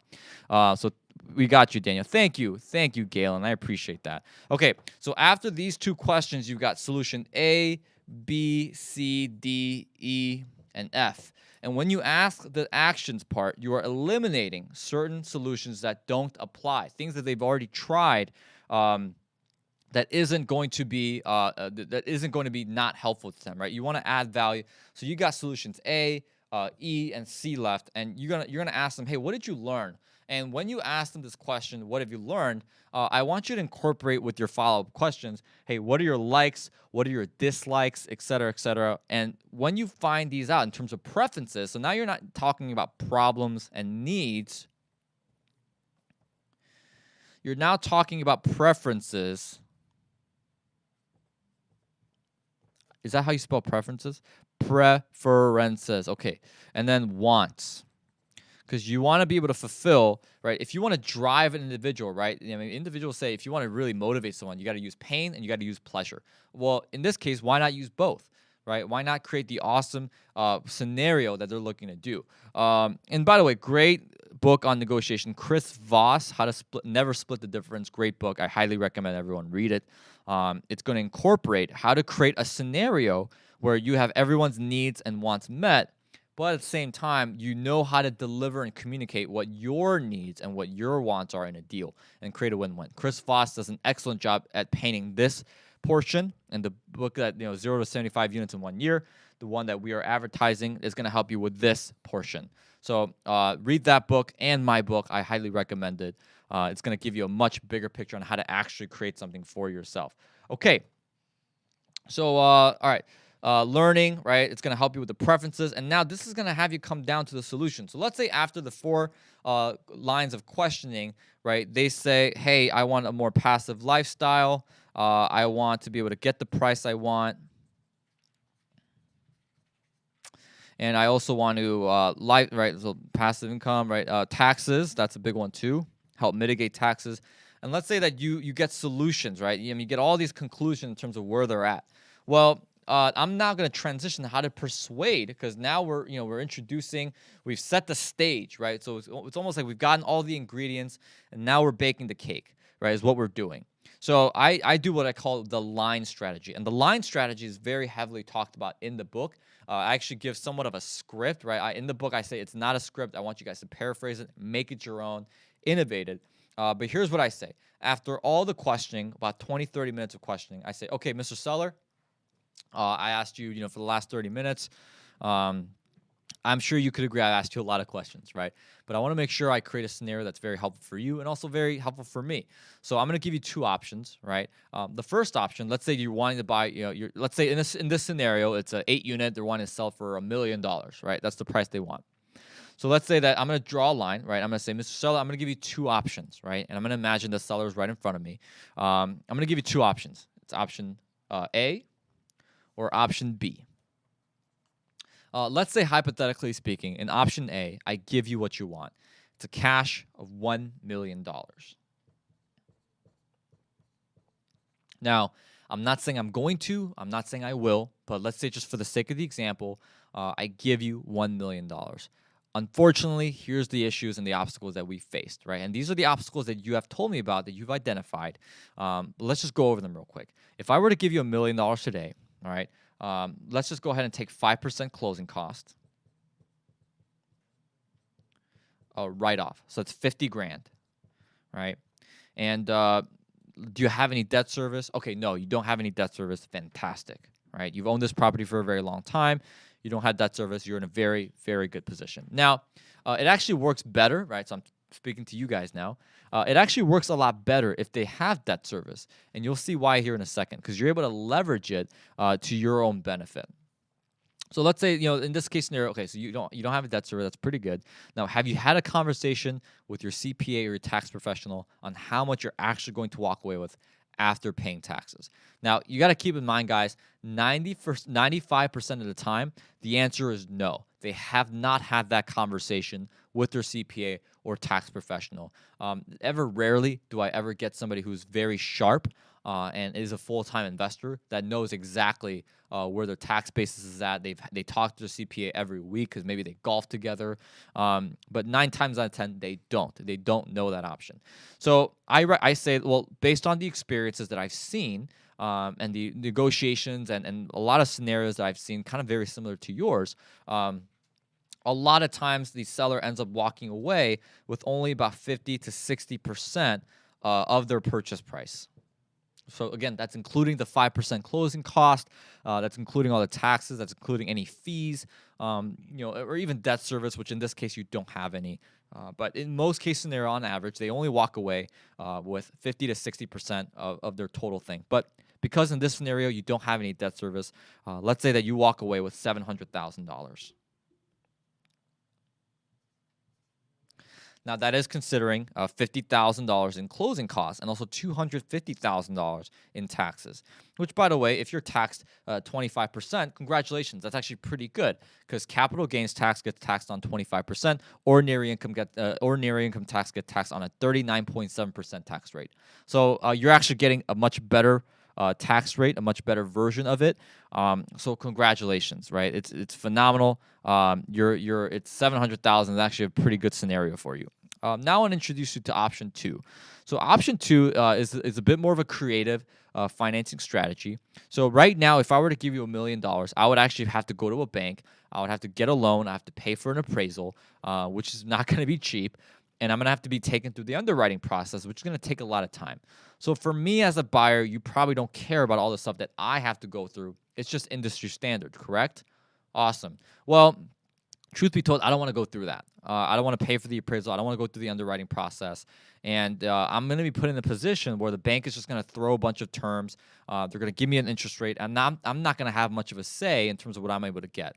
So option B is actually where you would actually be my bank, and you would carry the note, and you would make money off of me as a bank. Now, before we continue, have you heard of this strategy before? And if that's the case, what have you heard about it?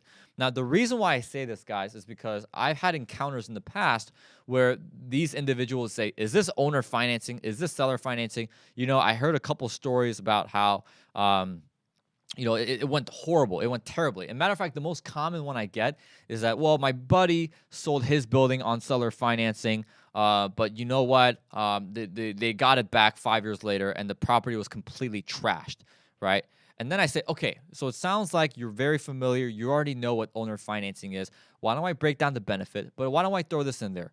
Fortunately, one of the benefits of owner financing is the flexibility for us to be able to create our own contract. So would it be helpful to you, right? Would you be against putting in there an addendum to the contract, a clause, so to speak, that every year or every other year, I am subject to an inspection either by you or an inspector of your choosing, and I would actually be paying for the inspection.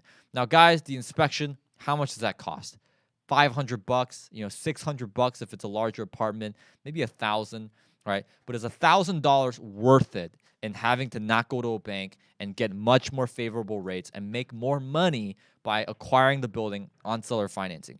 The answer is obviously yes, right? But does that mean the world to the seller? 100%, because you're addressing these objections that the individual has, right? So again, the line that I say is, hey, would you ever be against? And I say against because it's a lot easier for a person to say, answer a no question as opposed to answer a yes question. And that's actually a technique taught by Chris Voss in one of his podcasts. So whenever you ask questions, try and ask it in a no fashion. So instead of asking, hey, would you be interested in having an inspection in there, instead ask, hey, would you be against, right? Would you be opposed to us putting an addendum or a clause in the contract saying that I am subject to a yearly or a every other year inspection?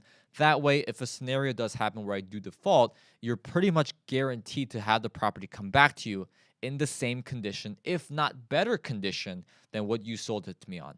Does that sound fair enough, right? Or would you be opposed to that, or would you be against that?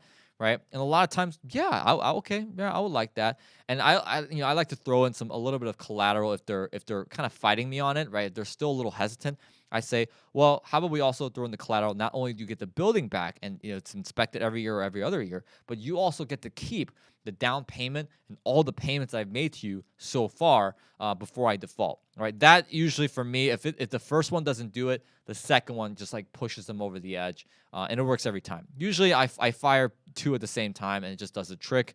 They don't fight me a whole lot, very, very hard on it. So after that, I said, okay, great. So why don't I continue? Now that we addressed that, let's go ahead and continue and break down what this situation could look like for you. So I'll still give you the same price, $1 million. And let's just throw in some 10%. Let's throw in 4% interest, and let's throw in 25-year amortization. Now, again, so I'm addressing you guys. Are these pretty favorable terms? Yes, 100%, right? I mean, like right now, a bank, especially somebody who's not bankable, right? And banks love doctors and high-income individuals because they're less of a risk. But for a majority of people, right, a majority of people do not make six figures. A majority of us are not doctors that make $500,000 a year. We're not that. If you are, email me, right? Because I'll be able to help you out, right? And help you mitigate. Because in my opinion, the more money you have, the more money you have to lose. So you have to have a more conversation about risk.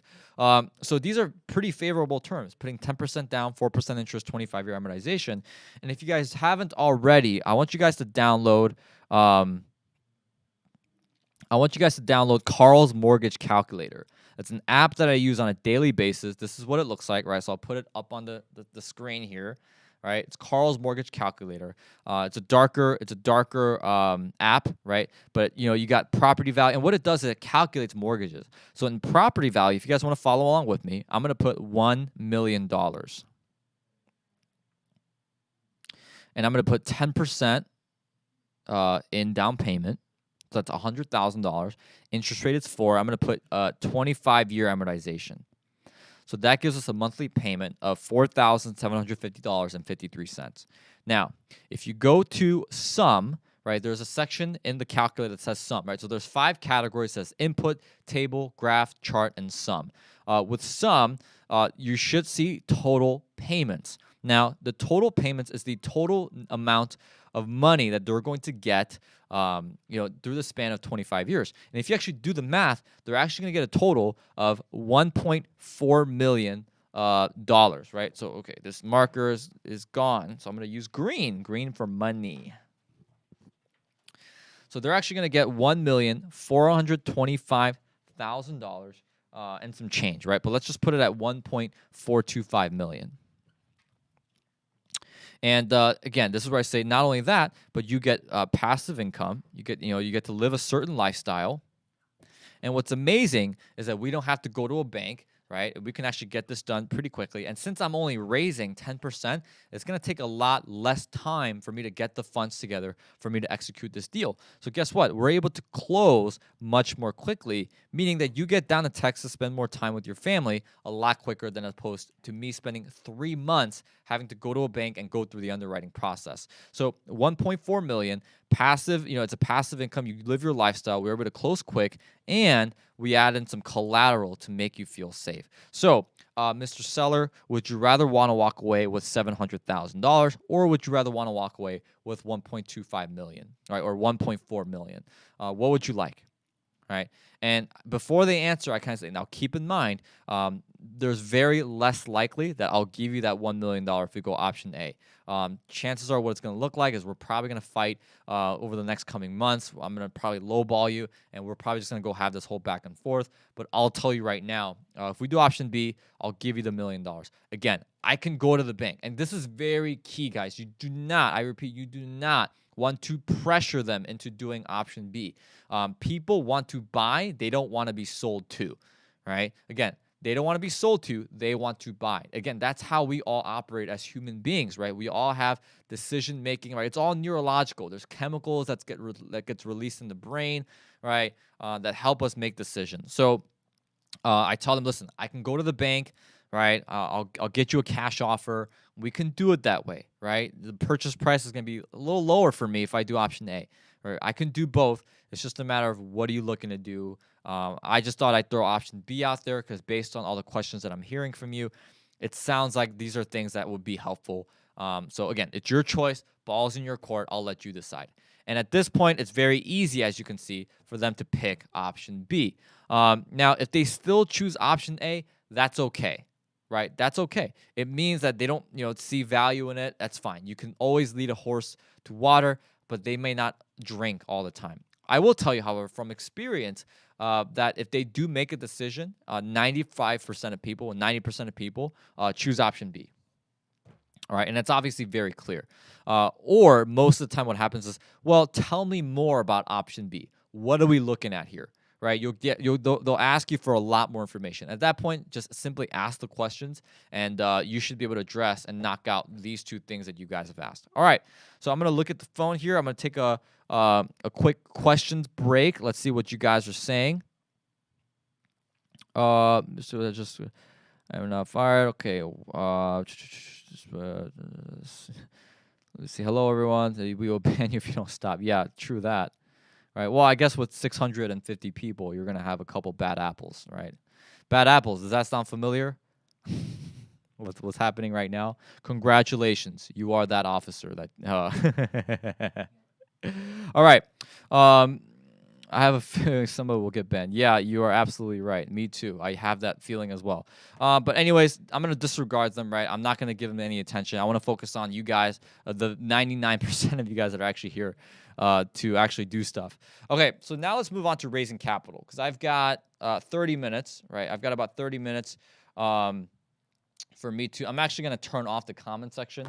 If you guys have any questions, email me at info@thekwakbrothers.com with your guys' legitimate questions, and I'll answer them. I'll make sure Hosanna, our executive assistant, is forwarding me the real estate questions. That way, if I don't get to it today, I'll get to you guys eventually. All right, so let's talk about raising capital. So I want to address a couple things that I talk about in the book. And then I'm going to talk about some things that I feel like a lot of people lack, right? So I'm going to talk about the mindset behind raising capital. And a lot of people say, well, how do I start? Daniel, how do I start with raising capital? And there's a couple things, a couple of success principles that I'm going to share with you guys that are very important and when you're approaching the whole idea of raising capital. So here's point number one. A lot of people say, Daniel, how do I raise capital, right? So let's write that question down.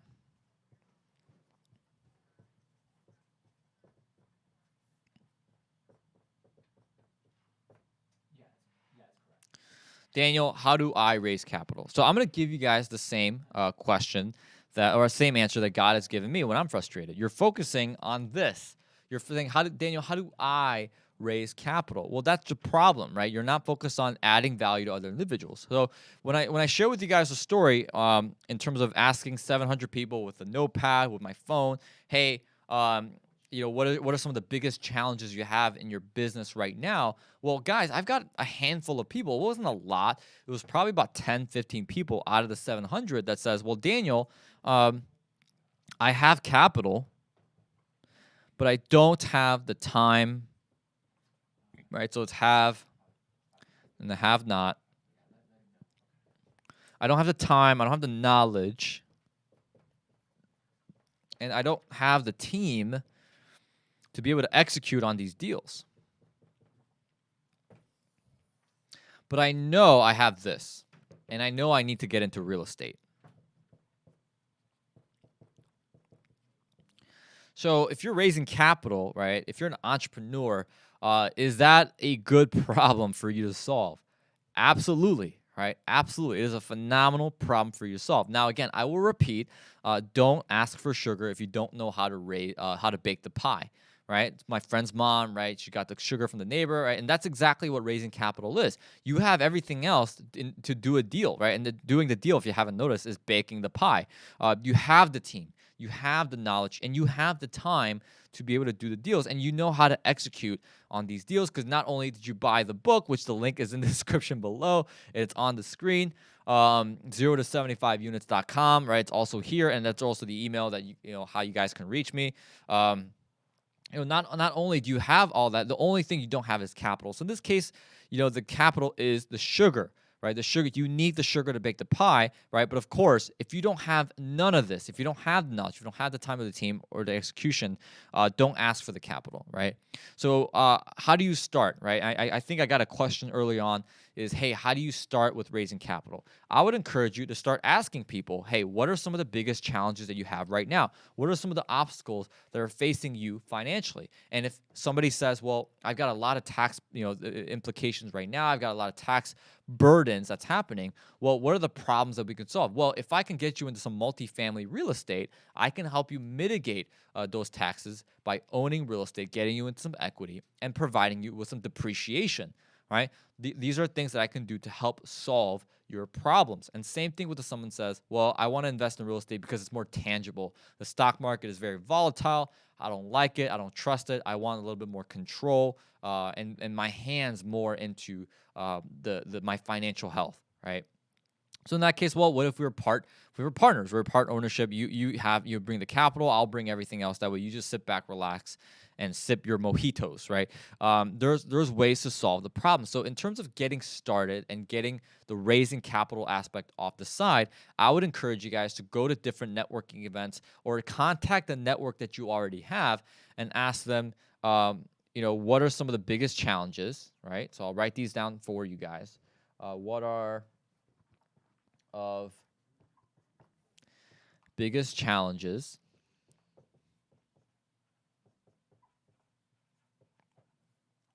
that you have either in your business or financially?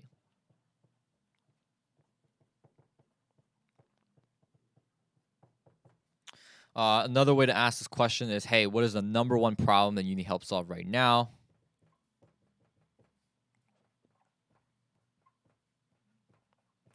Another one is, if you had a magic wand, right, what would you change about your finances?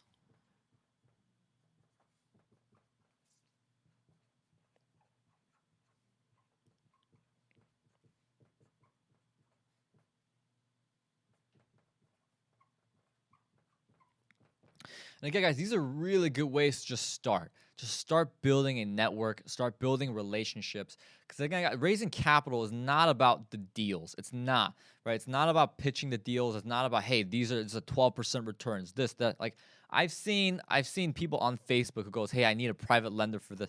And don't get me wrong, like, I don't think there's anything wrong with that.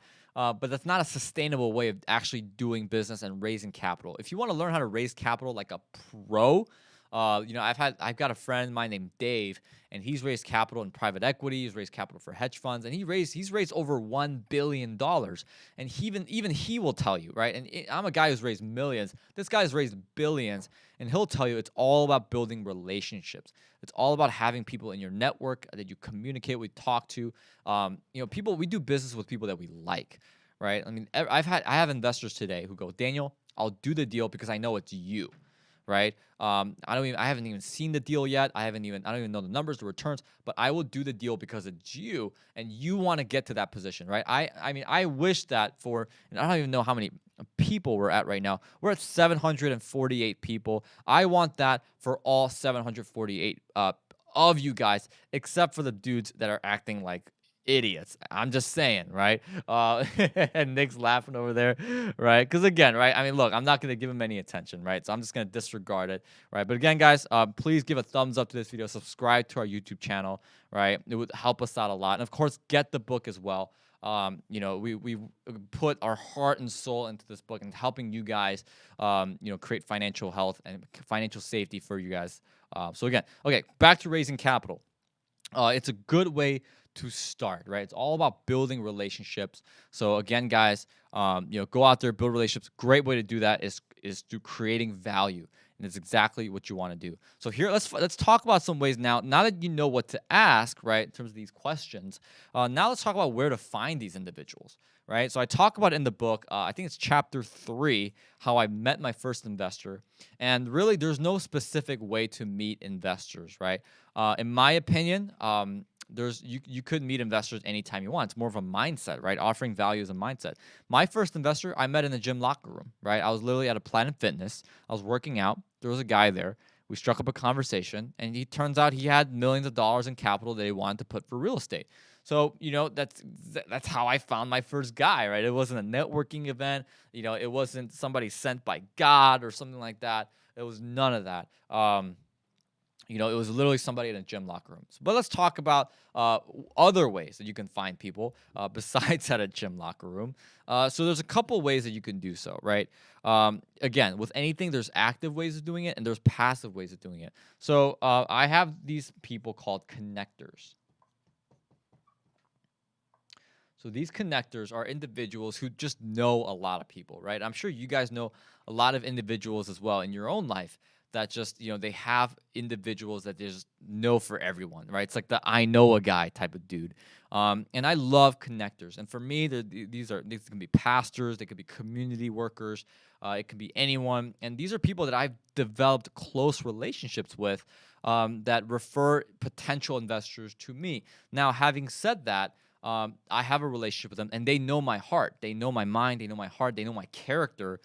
They know that I'm going to protect that investor's money at all costs. I'm going to do above and beyond, and they know I focus more first on mitigating and protecting an investor's risk compared to the fancy returns, right? My belief is protect the downside, and the upside will always take care of itself. Right, so they know my heart. They know that all the times I've been backed into a corner, I've always done the moral thing. I've always done the right thing, and I've always put others before myself. So these are individuals I built a relationship with. They know a lot of individuals, and these are my connectors. And all you do literally is just build a relationship with them. But now let's talk about active ways. Let's talk about active ways to finding investors. Some of the clubs and organizations that I've been a part of have been business groups.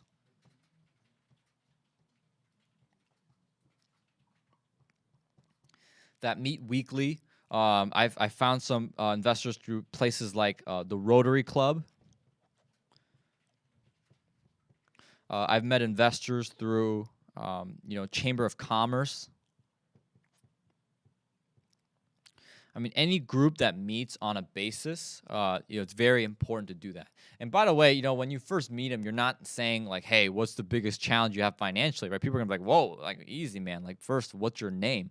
What I do is I'll build a relationship, just a genuine relationship, right? That's it, right? I value relationships above a lot of things. And if we end up doing business together, great. If not, no problem, right? We're still friends. It's all good. So I'll say, "Hey, what's going on? My name is Daniel. Oh, Mark, nice to meet you." And we just talk, just small chit chat. "Oh, what do you do?" "Oh," and this is the line that I like to say when I know I'm there for business. The line that I say, and I'm not going to write it down because we have a lot to cover, is I help individuals grow their financial health by getting them into some real estate properties. That's it, right? I help individuals sustain and grow their financial health by helping them get into real estate. And you guys are more than welcome to use that line, right? And I don't even know where we're at in terms of people. We have 840 people. Holy moly, that's insane. Thank you guys, right, for all the people that are watching and liking this video. So thank you, appreciate it. Of course, don't forget, get the book. It's completely free. All you gotta do is pay for shipping. And subscribe to the Kwak Brothers. We put out a lot of great videos on paying down your debt, on real estate, a lot of different ways that you guys can build your wealth. So again, guys, subscribe, like this video. It would mean a lot to me, right, and our crew. Makes it worth it for me to do this. Okay, so Chamber of Commerce, Rotary Club, business groups, and I literally just get to know them. And after maybe about the third or fourth week, I say, "Hey, I'd love to grab coffee with you and just connect," right? And I'll share their story. They'll show their story. I'll share my story. And real estate is something that I do every day, right? Like I eat, breathe, sleep, think. business and real estate. So what does that mean? It means if you're going to have a conversation with me, well, eventually business or something is probably going to come up, right? Because it's so much of who I am. And of course, whatever goes into the mind is what's going to come out the mouth, right? I mean, if we're spending every day, right? Think about the people who talk about politics. They're watching CNN, Fox, they're reading articles all the time. Think about the girls who always talk about celebrity gossip and The Bachelor, right? It's because they're watching those shows, they're watching those things. Whatever we ingest our mind with, right, or we watch through our eyes is what dominates our thoughts in our mind, and thus is what comes out of our thought patterns, our conversations, the different things that we will talk about on a day-to-day basis. So, when I sit with these individuals, eventually after about 30 minutes of getting to know them and asking them questions and hearing each other's stories, I'll talk real estate. I'll say, oh, cool. So in my, I had a story about this and that and et cetera. And they'll start asking questions because that's just what you do in conversations. And eventually, when the time is right, I'll ask one of these 3 questions, and then I'll take them through the goals method, right? And I'll say, what's your biggest challenge financially? Oh, those are your problems. Hey, there might be things I may be able to do to help you out, to add value to you. Would you be open to having a separate conversation revolving around that? And a lot of times the answer is yes, because who wouldn't say no to somebody asking or saying, hey, I can solve some of your biggest problems right now. Would you be open to at least having a conversation? And if we're a good fit, awesome, we'll move forward. If not, no big deal, right? So again, this is how I meet them. Another really good way, and I'm going to focus on this one here, is starting a meetup group. And I love meetup groups. And I call it, my friend Joe Fairless calls this the thought leadership platform. And it's whenever you have a thought leadership platform, or you're the leader, you're the facilitator, a lot of times people tend to see you as an expert. And that doesn't mean that you have to be an expert in real estate to start a meetup. You can always get around by learning yourself, covering the basics, and then inviting guest speakers to come and share and kind of form your own mastermind meetup. But a lot of times they see you as the expert. So I'll give you a quick story, right? So I used to be part of another organization years ago, and I set up a meetup group that would meet every single Thursday night. And we did a little mastermind, and I'd have 50 people every single Thursday night. And I didn't expect anything in return. I literally just did it, kind of like what I'm doing now. I'm not getting paid to do this. I'm doing it just because I want to help people. So I started a meetup group. I started a mastermind session every single Thursday night. And I had about 50 people. And again, it was just for me to help people. And I would just share my knowledge. I would just go above and beyond to help people learn more about acquiring rental properties. And then one day, one of the guys from the mastermind kind of came up to me, and he showed me his phone. And his phone literally was his bank account. And he had close to about $1 million liquid in his account. And he says, Daniel, I've been super impressed. I'm really into real estate. I want to get into deals. I want to work with you and partner with you. And I want to be your investor. What can you do with this? Right? And it literally is just because I focus on giving and giving value. And a lot of times that's what individuals, they want to work with. We all want to be with people that give and not take, right? We hate takers. We don't want to do that.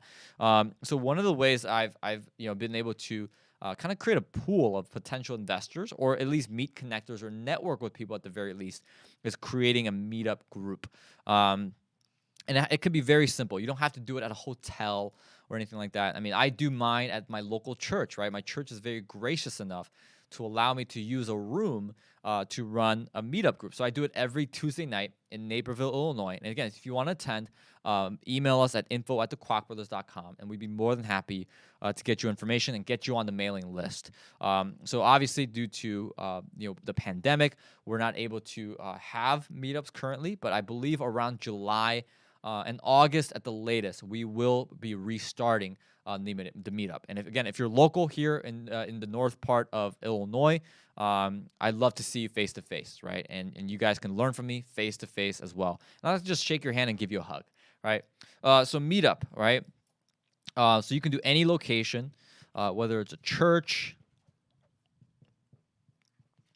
right? Whether it's an office. I've gone to many different meetups before. I mean, I've been to one in restaurants, the library, right, and etc.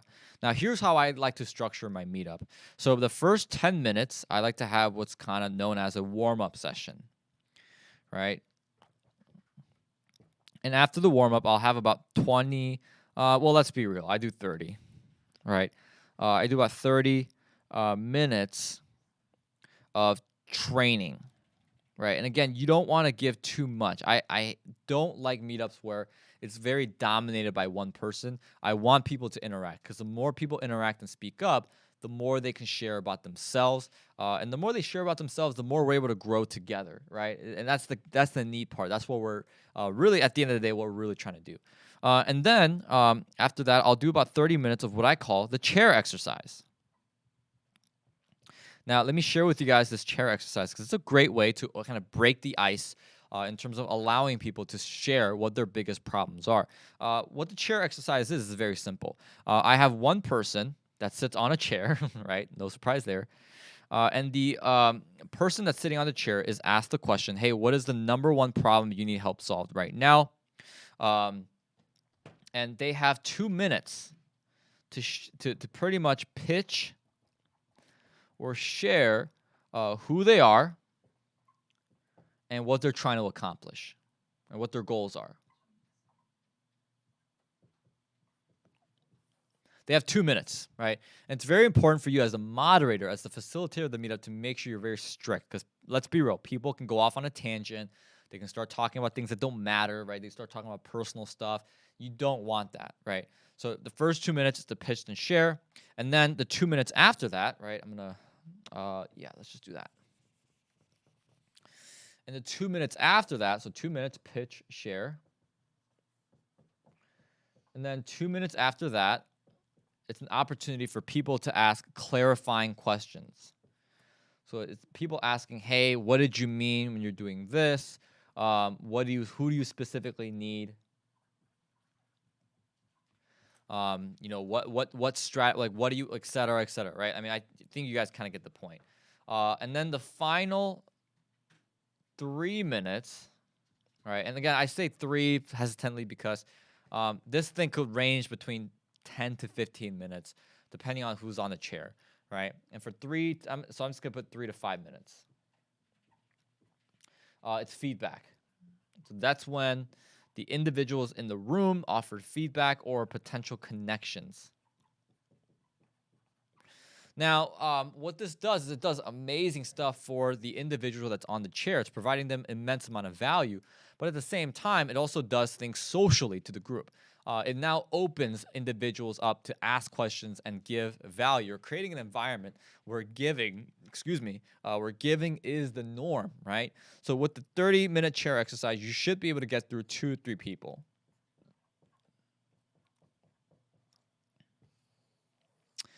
And then the last, however minutes is right, 50 minutes, right, whatever's left is for networking purposes. Because again, you yourself want to be able to have the conversations. Now, you as a facilitator, if you're raising capital, if any investors are there, you have the advantage. Because why? Because you are the one leading the meetup, and you also provided 30 minutes of training, so you have established yourself as an expert.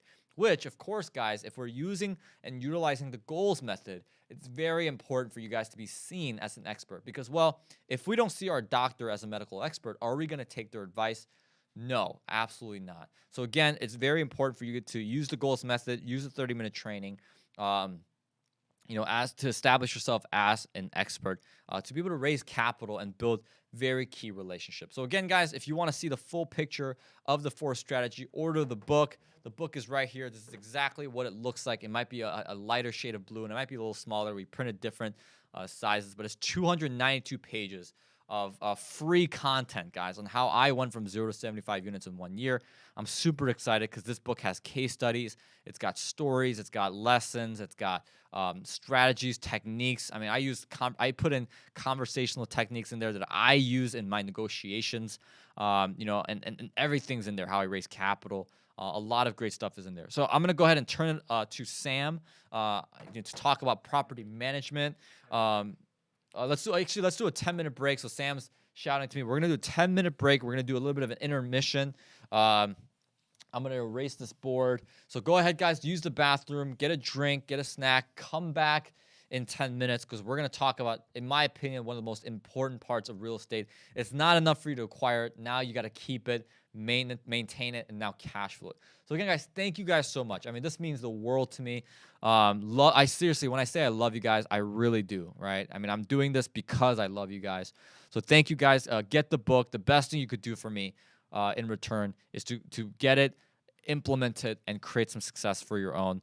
Thank you guys so much. I appreciate you, love you. And apparently this was recommended to me while you were watching PewDiePie. So quick shout out to Felix, right? I love to host like a meme review someday. I'm actually a very big fan of PewDiePie, so joke's on you. Maybe that's why you got recommended. So I love his channel, right? He's my spirit animal. So again, guys, during the 10-minute break, go watch a PewDiePie video and then come back. And my older brother here, Sam, is gonna very wisely instruct you guys on management. So stick around. Hopefully, all 993 of you guys now all come back and enjoy his content. Thank you guys. Love you. See ya. Continue to enjoy. Subscribe, like this video, and get the book. See ya.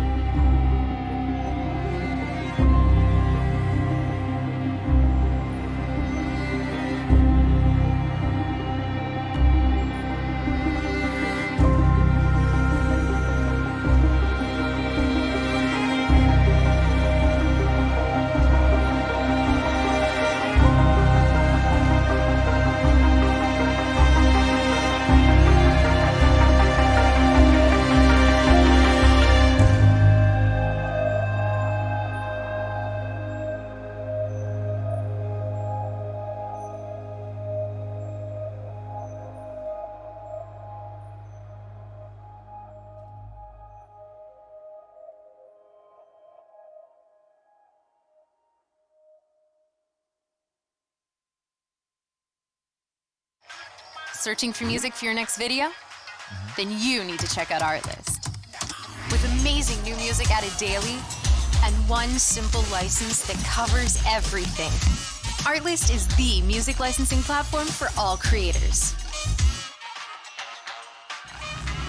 Start now and find the perfect song. Artlist, made for creators.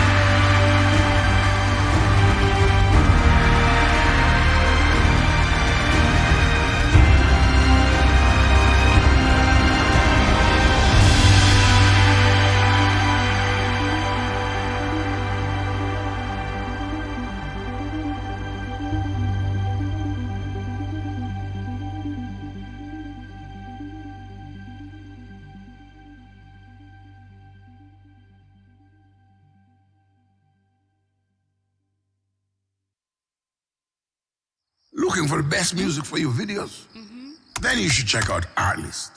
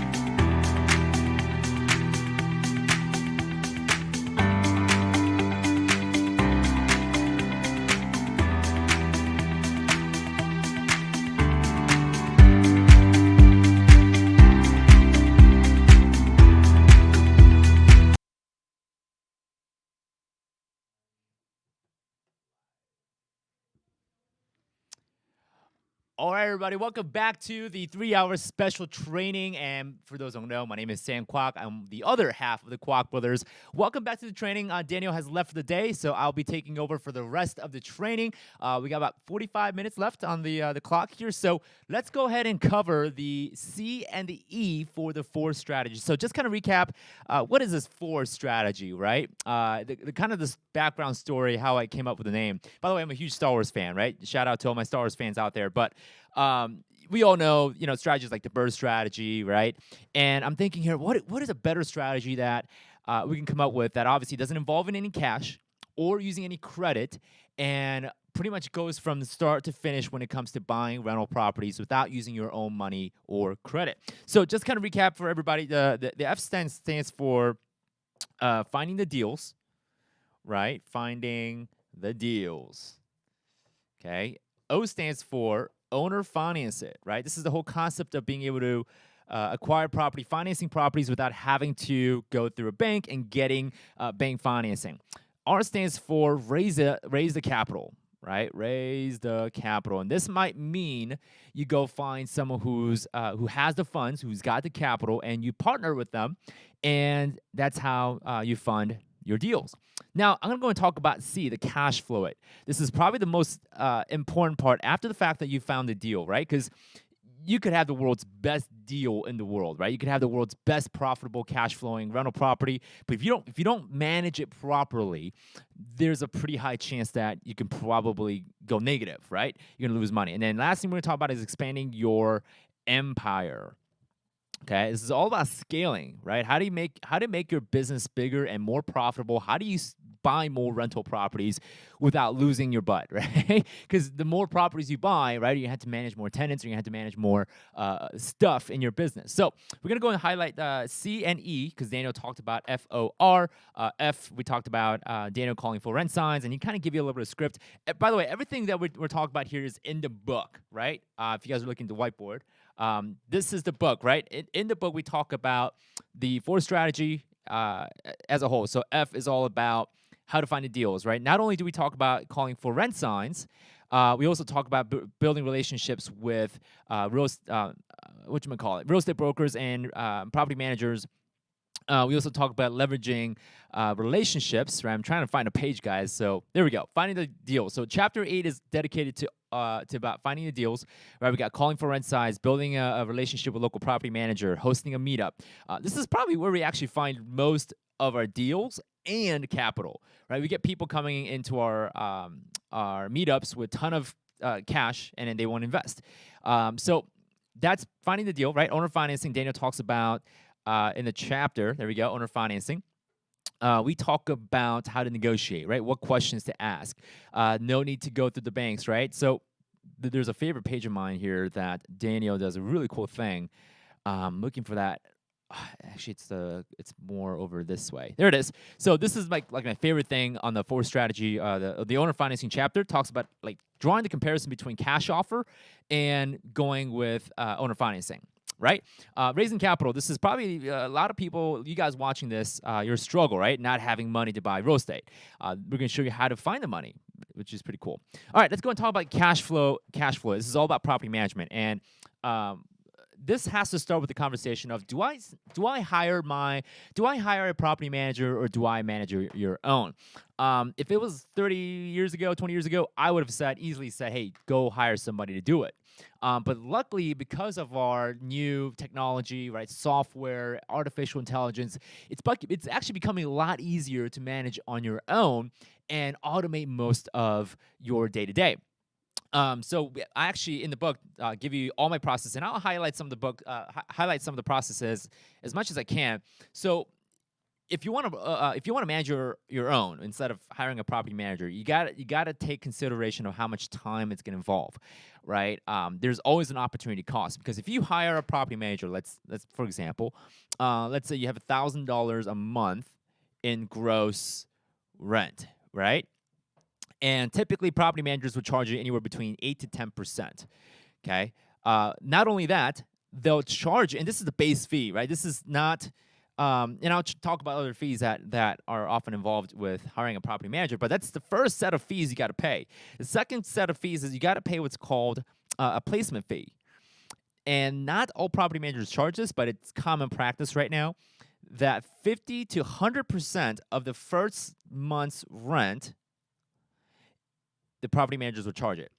So let's say your property goes vacant and you're having to find a new tenant. Well, the property manager's job will be then to go advertise your unit, and they go and put it on Zillow, right? Trulia, apartments.com, hotpads.com, wherever is deemed appropriate. And they find you a tenant and they move in. Typically, property managers will charge you 50 to 100% of the first month. So if $1,000 is the monthly rent, they'll charge you anywhere between $500 to $1,000 in terms of fee when it comes to placement. Assuming every year you have a vacancy, that is an annualized cost of 8% in a year. And that's assuming if you have a vacancy every year, right? And most likely you guys won't. So that's already, guys, 16 to 18% of your gross rent on an annualized basis. If you look at your profit and loss statement, yearly, 18% of that is going towards your property manager. Okay, and then on top of that, some property managers charge you a general contractor fee. Okay, general contractor fee is simply this. Okay, let's say your rental property needs some repairs when it comes to plumbing, and the plumber quotes the property manager $100 for a quick fix. Okay, and then what's going to happen is the property manager says, you know what, we're going to play the general contractor in this, and we're going to charge you, the landlord, a $50 administrative fee. So altogether, you got to fork up $150, but the real actual quote on the plumbers was actually $100. So you're looking to pay additional, and I'm just rounding this up. You might actually end up paying an additional 5 to 10% fee each year on the GM fee, right? General manager or general GC fees. So guys, add the math, right? Just under the low number, 8, 16, right, and then 21. Right, 21% of your annual gross rent is going towards your property manager. Now, if you have a big enough portfolio where you have 100 or 200 different units, this might be worth it because you have scale of economy. You can absorb some of that cost, and you'll still be profitable. But for those who are just getting started out, like 2 to 3 units, or you just have one rental property, this could easily eat up your cash flow like that. So I'm actually leaning more towards having you guys, managing your own properties and putting a system together where 80% of the work is being done for you so that you don't have to spend the time, right, energy, stress, emotion. Trust me, I went through all the different rainbow of emotion when it comes to managing properties because I went through it myself. So if you choose to manage on your own, you have to keep a couple things in mind. The key here is you got to treat this as a business, okay? I see way too many of you guys treat the business of managing a rental property like a hobby. And I'll give you an example. Okay, and this is not true with everybody, but I'll just put it out this way. For those who don't know, and some of you guys might be joining us from our Facebook group, landlord and passive income mastermind, right? I see so many landlords, beginners, new real estate investors, having to deal with a tenant that hasn't paid their rent in a long time, and they're wondering, what do I gotta do, right? Well, the answer is, number one, you gotta send out the notice, right? Pay or quit notice as soon as possible, and then try to bargain with your tenants, talk it out, try to figure a payment plan or whatever. And if they don't budge, then obviously you have to exercise your business policy by starting the eviction process. And it's hard saying that, right? Because tenants are people too, but we have to realize that this is a business. We don't provide housing as a charity work, right? This is business. So you got to keep that in mind, guys. And if you want to have a profitable rental property and you want to stay profitable for a very long time, you got to have a system and a process in place that's going to help you automate most and make the decision ahead of time.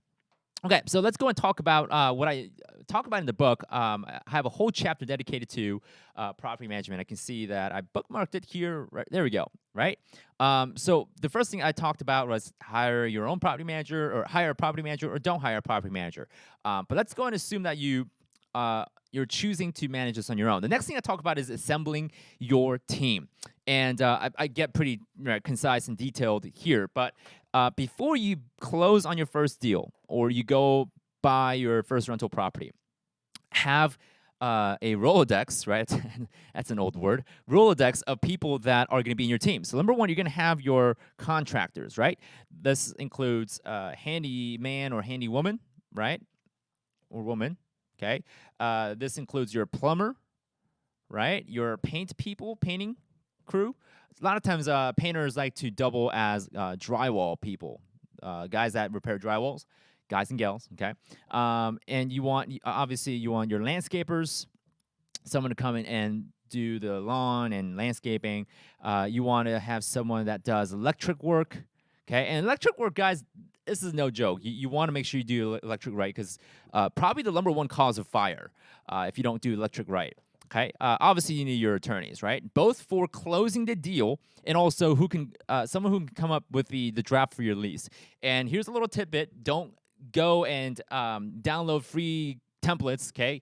I've done that before. Burned really bad. Work with a local attorney that has done evictions in the past, because they understand what causes the evictions to fail. Right, and what evictions actually succeed, and obviously you take possession of the property. So hire someone who's gone through the battles, right? They understand. Okay, what are some of the ways to kind of plug in, some of the loopholes, right, from causing you to lose the eviction or whatever. So having a lawyer, you want a bookkeeper and or a CPA. It should be both, right? That's the gist of your team. You got to assemble this team before you buy your rental property, before you buy your first real estate. Gotta have the team, guys. Gotta have a team, and here's why. And I went through this mistake. I bought a 3-unit about 3 years ago. Didn't have any of these individuals in my team, and I found that long story short, I had a code violation, and then I had to go look for a mason expert, someone who can fix bricks and stuff, right? And I couldn't find one for like a couple days, and obviously that delayed my ability to quickly fix and address that issue as it came up, right? And something that I like to say all the time is, guys, if you don't solve and take care of your problems right away, problems and challenges grow in interest. If you don't take care of a problem right away, it will grow, and it'll cost more to repair problems and repairs and issues down the line. So take care of issues right away. And the way that you do that is obviously have these contractors, your team in place, get their phone numbers, website, whatever you got to do, and let them know, hey, listen, I'm a landlord to be, I'm a real estate investor to be. I want to have you in my team. I want you to be my go-to person for painting or landscaping, electric, my go-to legal professional, my war chest, right? I have 3 attorneys, guys, and they do different things, and I make sure that I have different people in my team right now, and as soon as I get an issue, I call and make sure that the problem is solved. So the first step in automating your property management and systemizing it is have a team. The next thing I talk about is the actual process itself, which, by the way, real quick, if you guys haven't gotten the book this far into the live stream, oh my goodness, what are you guys waiting for? Go get the book. You can stick around, still listen to my, still listen to my voice, but you can still go to 0to75units.com. I'll actually push this way because Nick is going to bring up the thing here. There we go. 0to75units.com.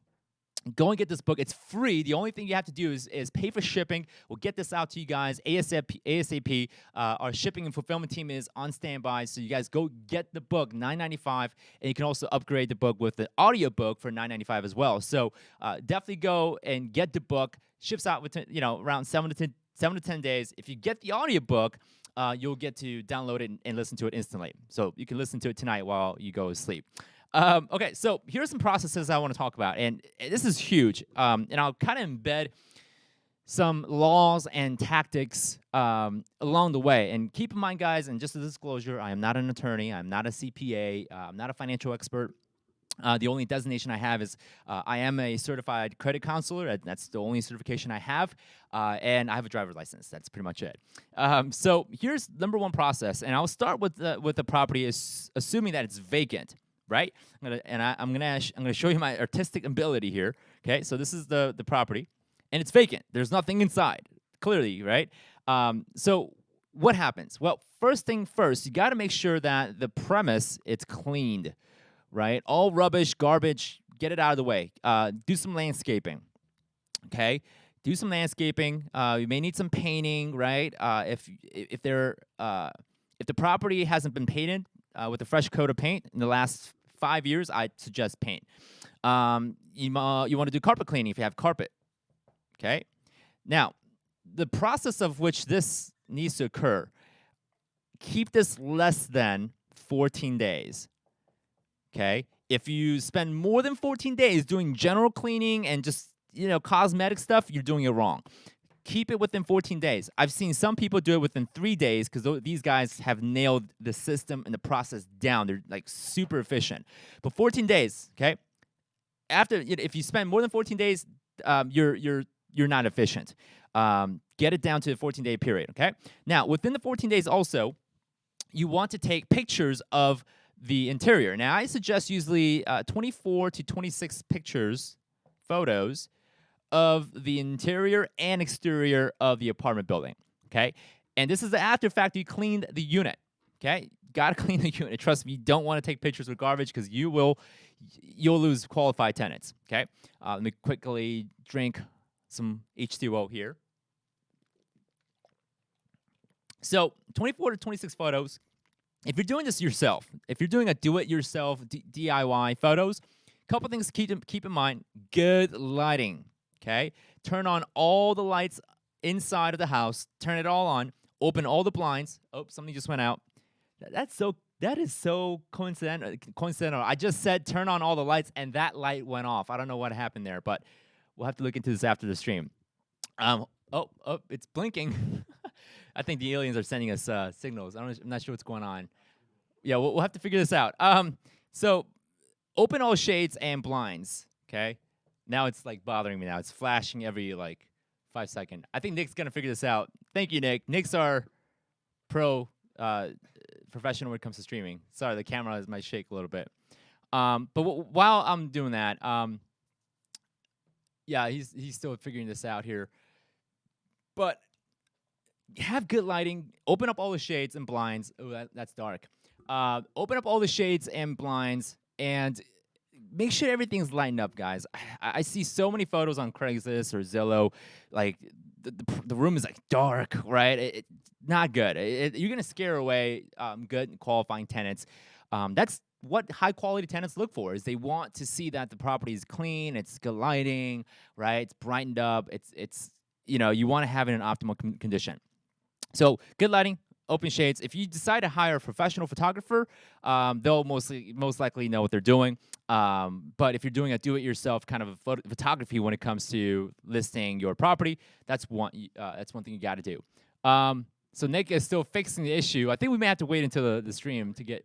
Oh, it's overheated. That's why. Oh man, look at that. Okay. All right. We'll be okay.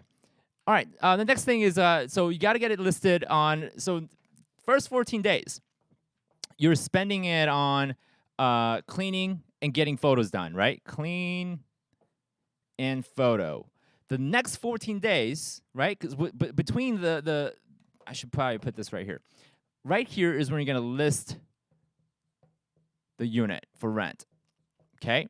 And when you list it for rent, right, you're going to put it on Zillow, Facebook Marketplace, hotpads.com. I mean, there's so many different listing sites that are out there. Unbelievable. List the unit, and when it comes to listing your unit, sell the unit, guys. Don't just leave a blank description. You don't want to do that. Sell the unit, sell the property, right? Share, hey, how far is it from the nearest train station, or how far is it from the favorite restaurant, or how far is it from, the highway exit or whatever, right? Yeah, you may have to bring me down a little bit. We're compensating with some lights over there, but one thing you got to keep in mind, guys, also is keep in mind of the fair housing laws, right? Fair housing law basically says you can't discriminate against race, gender, sex, faith, disability. Also, recently, I think sexual orientation. So you can't discriminate against that. So in your listing, in your description, you cannot mention any of that, right? For example, I'll give you an example. I've seen a listing where it says, hey, this apartment unit is a block down from St. Andrew's Cathedral. While that's a factual truth, right? The apartment could be a block away from the St. Andrew's Cathedral. Now the question is, well, what about the people that need to attend mosques, or they need to go to a synagogue, or they go to a temple, right? You just now discriminated against the other religious faith. So I would avoid making any mentions of anything that infers familial status or religion, right? I would try to stay away from that, because that obviously violates the fair housing law. Okay, but sell it like you mean it. Again, this is all in the book, guys. Grab the book 0 to 75 units.com, and I mean I go into pretty darn deep of a detail on that. And then once you list a unit, within the next 14 days, you should have a tenant moving in. Okay, and I preferred do a move-in fee instead of security deposit. Okay, I don't like doing security deposits anymore. Too much liability. And they sign the lease. Okay, and again, with the lease, you want a lawyer, an attorney, to have drafted the lease. Not you, not freetemplates.com or anything like that. Okay, so in total, within 28 days in a given year or given month, you need to have your property cleaned, got the photo, listed, have a tenant moving in, signing the lease within this time period, 28 days. If it takes you more than that, again, you're doing it wrong. And I hate to say that, but trust me, I say this for your own sake, guys, because you want to be profitable. Each day you're not renting this unit, you're losing money, right? You'll never get that money back. So the quicker you can get the cleanup done, the photo done, and get the tenant moving in, the better. Okay. Now, the next thing on the line is application and screening. Nick, what time is it? Just want to make sure. 4:42. Okay, I'll crunch this all in about 20 minutes. So application screening process. I obviously check, the credit and background. And a lot of times, this is part of the application fee. So I do charge an application fee of $40 per adult. So this is $40 per adult. Anyone that's 18 or more, I consider that to be an adult. I charge $40, and then I just run credit and background using that $40. Usually that's what background check and credit checking fees usually are, about $20 to $40. And then I don't necessarily look at the credit score alone. I look at the content of the credit. I have this mentality of what would the banks do, right? When you go and get a loan from the bank, they underwrite you, right? They not only look at your credit score, but they also look at the content of the credit. Like, are there any collection accounts? Are there any judgments? Are there any foreclosures, bankruptcy? That's what I look at, right? And also look at their income. I also want to I want to see that their income is at least 3 times the rent. So if the rent is $1,000 a month, I want to see their income, their gross income, to be around $3,000 a month. Okay, that's a little ways to make sure that they have the debt to income ratio kind of thing. So credit, what I check usually is I don't want to see any major derogatories in the last 2 to 3 years. No late payments, no collections, no judgment. If they have an eviction, it's got to be from like 10 years ago, right? Same thing with bankruptcy, 5 years or more. Foreclosures, and these are just my own tips, right? You can establish your own screening criteria. The key here is you got to be consistent throughout all applicants. Okay, all applicants. Because if you choose to look at one thing with one particular applicant, but you don't do the same thing for another applicant, well, congratulations, you just violated the fair housing laws. So you got to have a consistent credit, background, income screening for all tenants. Okay, equality. That's the key here. So that's my screening process. I don't just check the FICO score, though I do have a kind of like a minimum requirement, but that's not what I look at as a sole indicator for, is this person going to be a good tenant or not.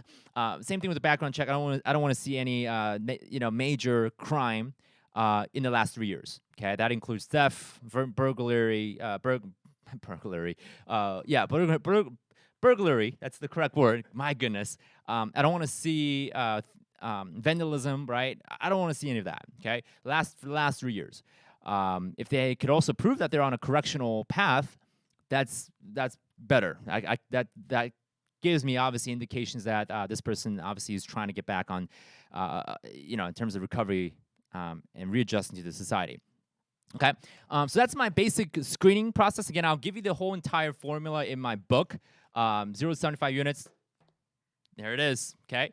The next thing, obviously, is once you get the tenant approved, you're gonna do a little walk-in inspection to make sure that there's no holes in the wall, or the plumbing's working good, electric's good. Just kind of inspect it before they move in. They sign the lease, pay the move-in fee, pay the first month's rent. Good to go. Hand them over the keys, and they have possession. Now, the question now is, what if they don't pay rent? This is probably going to be the thing that I hate talking about. At the same time, I love talking about, because part of me, I'm a nice guy, right? I don't like evicting anybody. That's not the goal of my business. My goal is to obviously provide quality housing ethically, legally, and morally. I never want to evict anybody, but this is a business, and we got to stick to policy. So here's my eviction formula. And this is also minding compassion, and also working things out with the tenant as much as possible. So this is it. I don't know if you guys can see this or not, but I usually follow this formula when automating pretty much anything when it comes to your business. And it's pretty simple. And I'll turn to the page where I talk about the system, right? So here it is. If this happens, right, something happens, then do this, and continue to do this until that happens. Well, what does that mean? Well, let's say your tenant is considered late, okay? Well, there's got to be something you got to do about it, right? You got to send them emails, send them calls, right? So you're going to call them, you're going to email them, you're going to call, right? Call them again. I'm trying to draw a phone. There you go. That looks like a bean, not a phone. See, you can see why I failed art school when I was kindergarten. Right, I failed to draw the perfect phone. But in between, you're probably gonna, obviously put some time in between, right? Plus 1 day, and then another 1 day, right? Each day, you're gonna go and follow up with them with something, okay? Until they either pay their rent, or obviously at a certain part of the sequence of actions, you have to obviously send them a 5-day notice. In fact, I do that right here, actually. So right here, I send them a 5-day notice. This is state specific, guys. This is if you go look at your state Landlord-Tenant Act, you can just Google it, right? Mississippi Landlord-Tenant Act, New York Landlord-Tenant Act. They'll specify how many days you have to give them as a notice in terms of your pay or quit. This is basically saying, hey, you have 5 days to pay your rent, or you must leave, or you can go and initiate the eviction process. So within that, I give them the 5-day notice, and then immediately I send them a text, keep calling them, send them an email, right? Just constantly reminding them, and we're giving them as much opportunity to come up with the money, or at least have a dialogue and a conversation where we can work something out. And of course, at the end of the 5th day, right, we're gonna have to restart the eviction process. And how I usually do that is I just call my attorney, send them a copy of the lease, and they file a complaint. They file the eviction with the county court. So that's pretty much it. And I don't want to dwell too much in the property management world. I want to get to the expanding part, because as you grow, you're going to start to notice that you won't have all the time in the world to manage everything, right? So this is where you're going to have to start creating an organization. Okay, you got your I'm going to put you here, and then you got your contractors, right?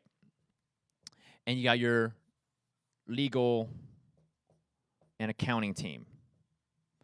But what's really important as you grow is your operational team, okay? Operational. And this may be accompanied by, I'm going to change colors. I've been using black all day. I'm going to use red. This will need to be accompanied by a tool, and also you got to have the people, the team, right? So at a certain point, you may have to hire an administrative assistant to keep an eye on everything, okay? And usually what I found out, administration. Usually what I found out is that for every 100 tenant, you'll need a person, about one or two people to handle kind of thing. That all depends on the tool, right? You want to have a software tool that collects rent, it collects repair requests. It handles all the payments. It does pretty much everything. One thing, I don't want to keep on pitching, but one thing that we are working on is an automated software called Flowmatics. It's going to help you automate up to 80% of your property management. It's going to automate your text messages, emails, phone calls, the stuff that I showed you earlier, right? The process of, if this happens, then this has to happen until right X, or there's some sort of conclusion. So we're building a software. It's going to launch around August or so. We are beta testing right now, but if you have a good software, you can kind of tame and minimize having to hire a whole lot of people. So have a good tool. You got to have a balance, right? It's good software and good people working in your team. So as you grow, every about 100 units, you may want to hire an admin helper. I'm at the edge. So make sure you have a structure and a team, and create. This is what I like to say: create the position before you hire the person. Okay, create the position and be clear about why do you want to have that position, right? Like, for example, if you love soccer, okay, I know. Here in the United States, we don't watch a whole lot of soccer, but the whole reason why I have a goalkeeper, right, is that they could protect the balls from coming into the goal, right? So you got to have positions, and you have to justify the position. Okay, why do you need contractors? Well, we need to get repairs done. Why do you need legal and accounting team? Well, we got to make sure that we are protected and we have bookkeeping done, we have records, and those are all vital no matter what, right? Operational, well, we got to get the engine keep on running, right? The tool, we get the software, we get the people. So you got to justify the team. Don't just hire a janitor because you want to hire a janitor, right? You got to justify and create a reason why you're creating that position. A good book that I recommend when it comes to building an organization, automating things, and putting together a system is called The E-Myth Revisited. And this is a book, obviously, you guys can grab from Amazon, right? It's by Michael E. Gerber. Let me put that at the title, and you guys can take pictures of this. This is called E-Myth Revisited. This is by Michael E. Gerber. I think it's Gerbert or Gerber. I can't remember, but it's E-Myth Revisited. It's a phenomenal book, to help you understand that as you grow in your business, you don't want to be your own employee in your own business, right? You want to create a system so that you can walk away from your business and the business will do just fine. I mean, for example, I can walk away, I can be gone for the day, and I got like great people here in this office that could probably run the show and be just fine, right? But I'm always constantly, as a business owner, kind of like as a business engineer, right? I'm overlooking the system and figuring out, okay, where can I tweak my system so that it's running smoother and I'm more profitable. I'm cutting back on unnecessary expenses. That's constantly what I'm thinking, right? That's what you need to be looking at with your rental property business as well. Where can I tweak, make things go faster, make things more efficient, cut expenses where it needs to be. And I don't believe in like cutting expenses everywhere, right? You have to, obviously, there's a balance between investing and also making sure that things are staying optimal. But you have to learn to be that, right? Don't be your own employee in your business. Work on your business, not in your business. Okay, so we got 6 more minutes left until we are done. Holy smokes, man. Time goes by fast when you're having fun. And before we end to obviously kind of recap and everything, be sure to grab a copy of the 0 to 75 unit in 1 year. I'm going to scooch this way. There we go. So that you guys can obviously grow. This is not only for newbies, okay? This is not just for new people. We also wrote this book for those who have 10 units or 20 units, 30 units that want to scale and obviously multiply your existing portfolio. We also wrote this for beginners who are completely, right? You guys are just getting started. You guys fell in love with the idea of buying rental properties, collecting rent, and obviously freeing yourself from having to work as hard as you guys are right now. We also wrote this for the newbies as well, for people who are just getting started, brand new. We cover everything from finding a deal, owner financing, raising capital, cash flowing, managing your properties, building a system, and also expanding your empire so that you can go and grow, scale, and expand as you grow. Right. So that's what this book is all about.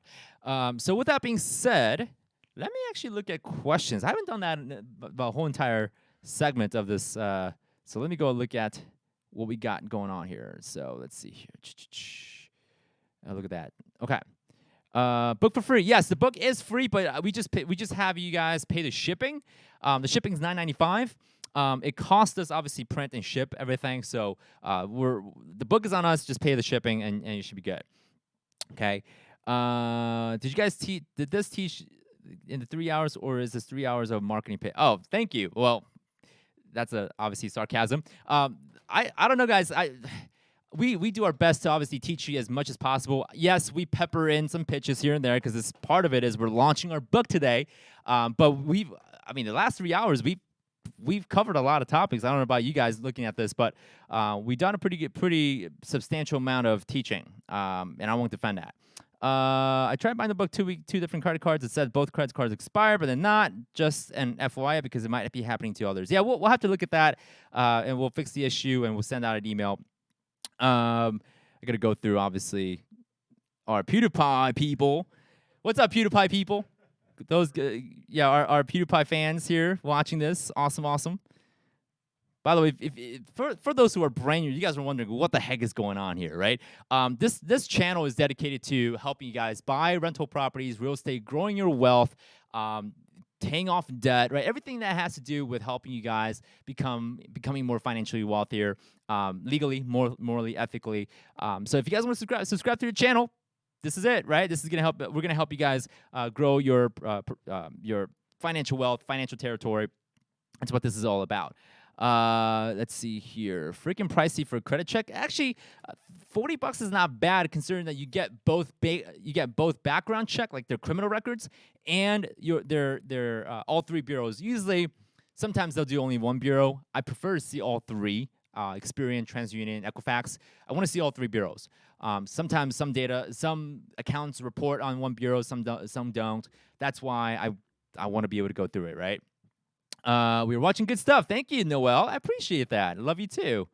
Okay. It's not hard to get a tenant in this COVID environment. Yeah, I've seen. I just had a vacant unit last month, and we got it turned around in 28 days. So, I mean, if you have a system in place and you got good advertising, you got this is like any other business, guys. It is competitive because if you have other landlords in your area and they have vacant properties and their unit looks better than yours and their rent is a much reasonable rate, yeah, they're gonna want obviously rent that unit, not yours. So this business is still competitive, just like any other business that you see, whether it's a restaurant business or whatever, hotel business, whatever the case might be. So you got to be competitive, right? The way that you become competitive is you offer good quality housing, right? Clean, well maintained, updated, pricing that's obviously comparable to other units like yours. And I think that's probably the biggest mistake also with beginners that start off. You guys think that you guys can charge whatever you want.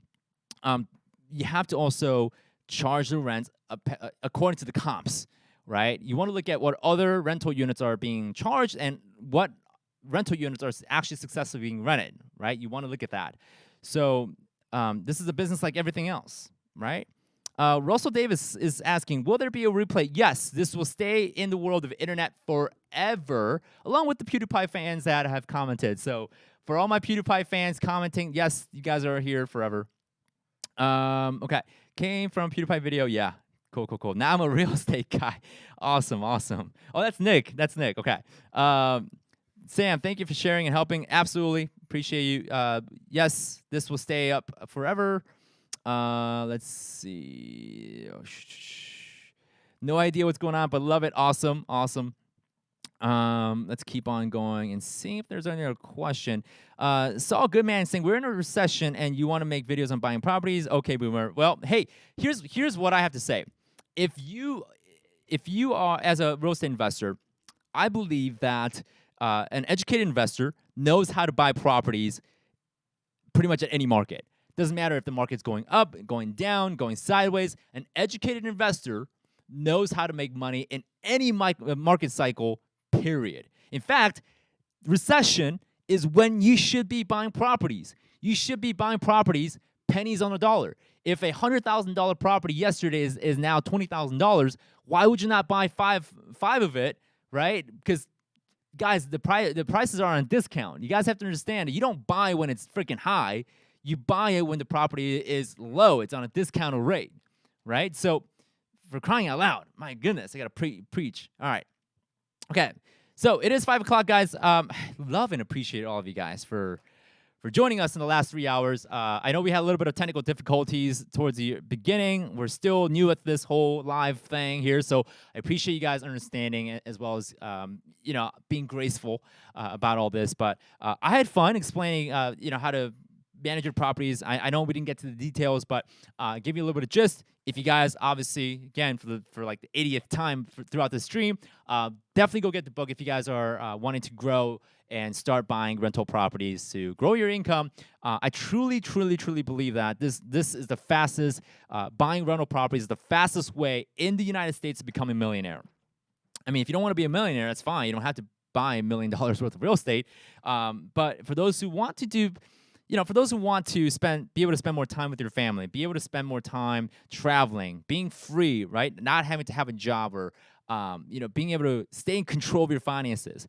I believe that real estate is a phenomenal vehicle when it comes to doing all of that. So, guys, I love every one of you, including you guys, PewDiePie fans that decided to jump on board. I don't know how you guys came here. Thank you, YouTube algorithm, for sending PewDiePie people over. But love you guys, including you PewDiePie people. Love all of you guys, the Kwak Brothers followers and subscribers. Again, be sure to subscribe to our channel and like this video because we have so many more videos about real estate investing. So with that being said, let's wrap it up. I thank you so much, guys, and I'll see you guys in another video. Take care.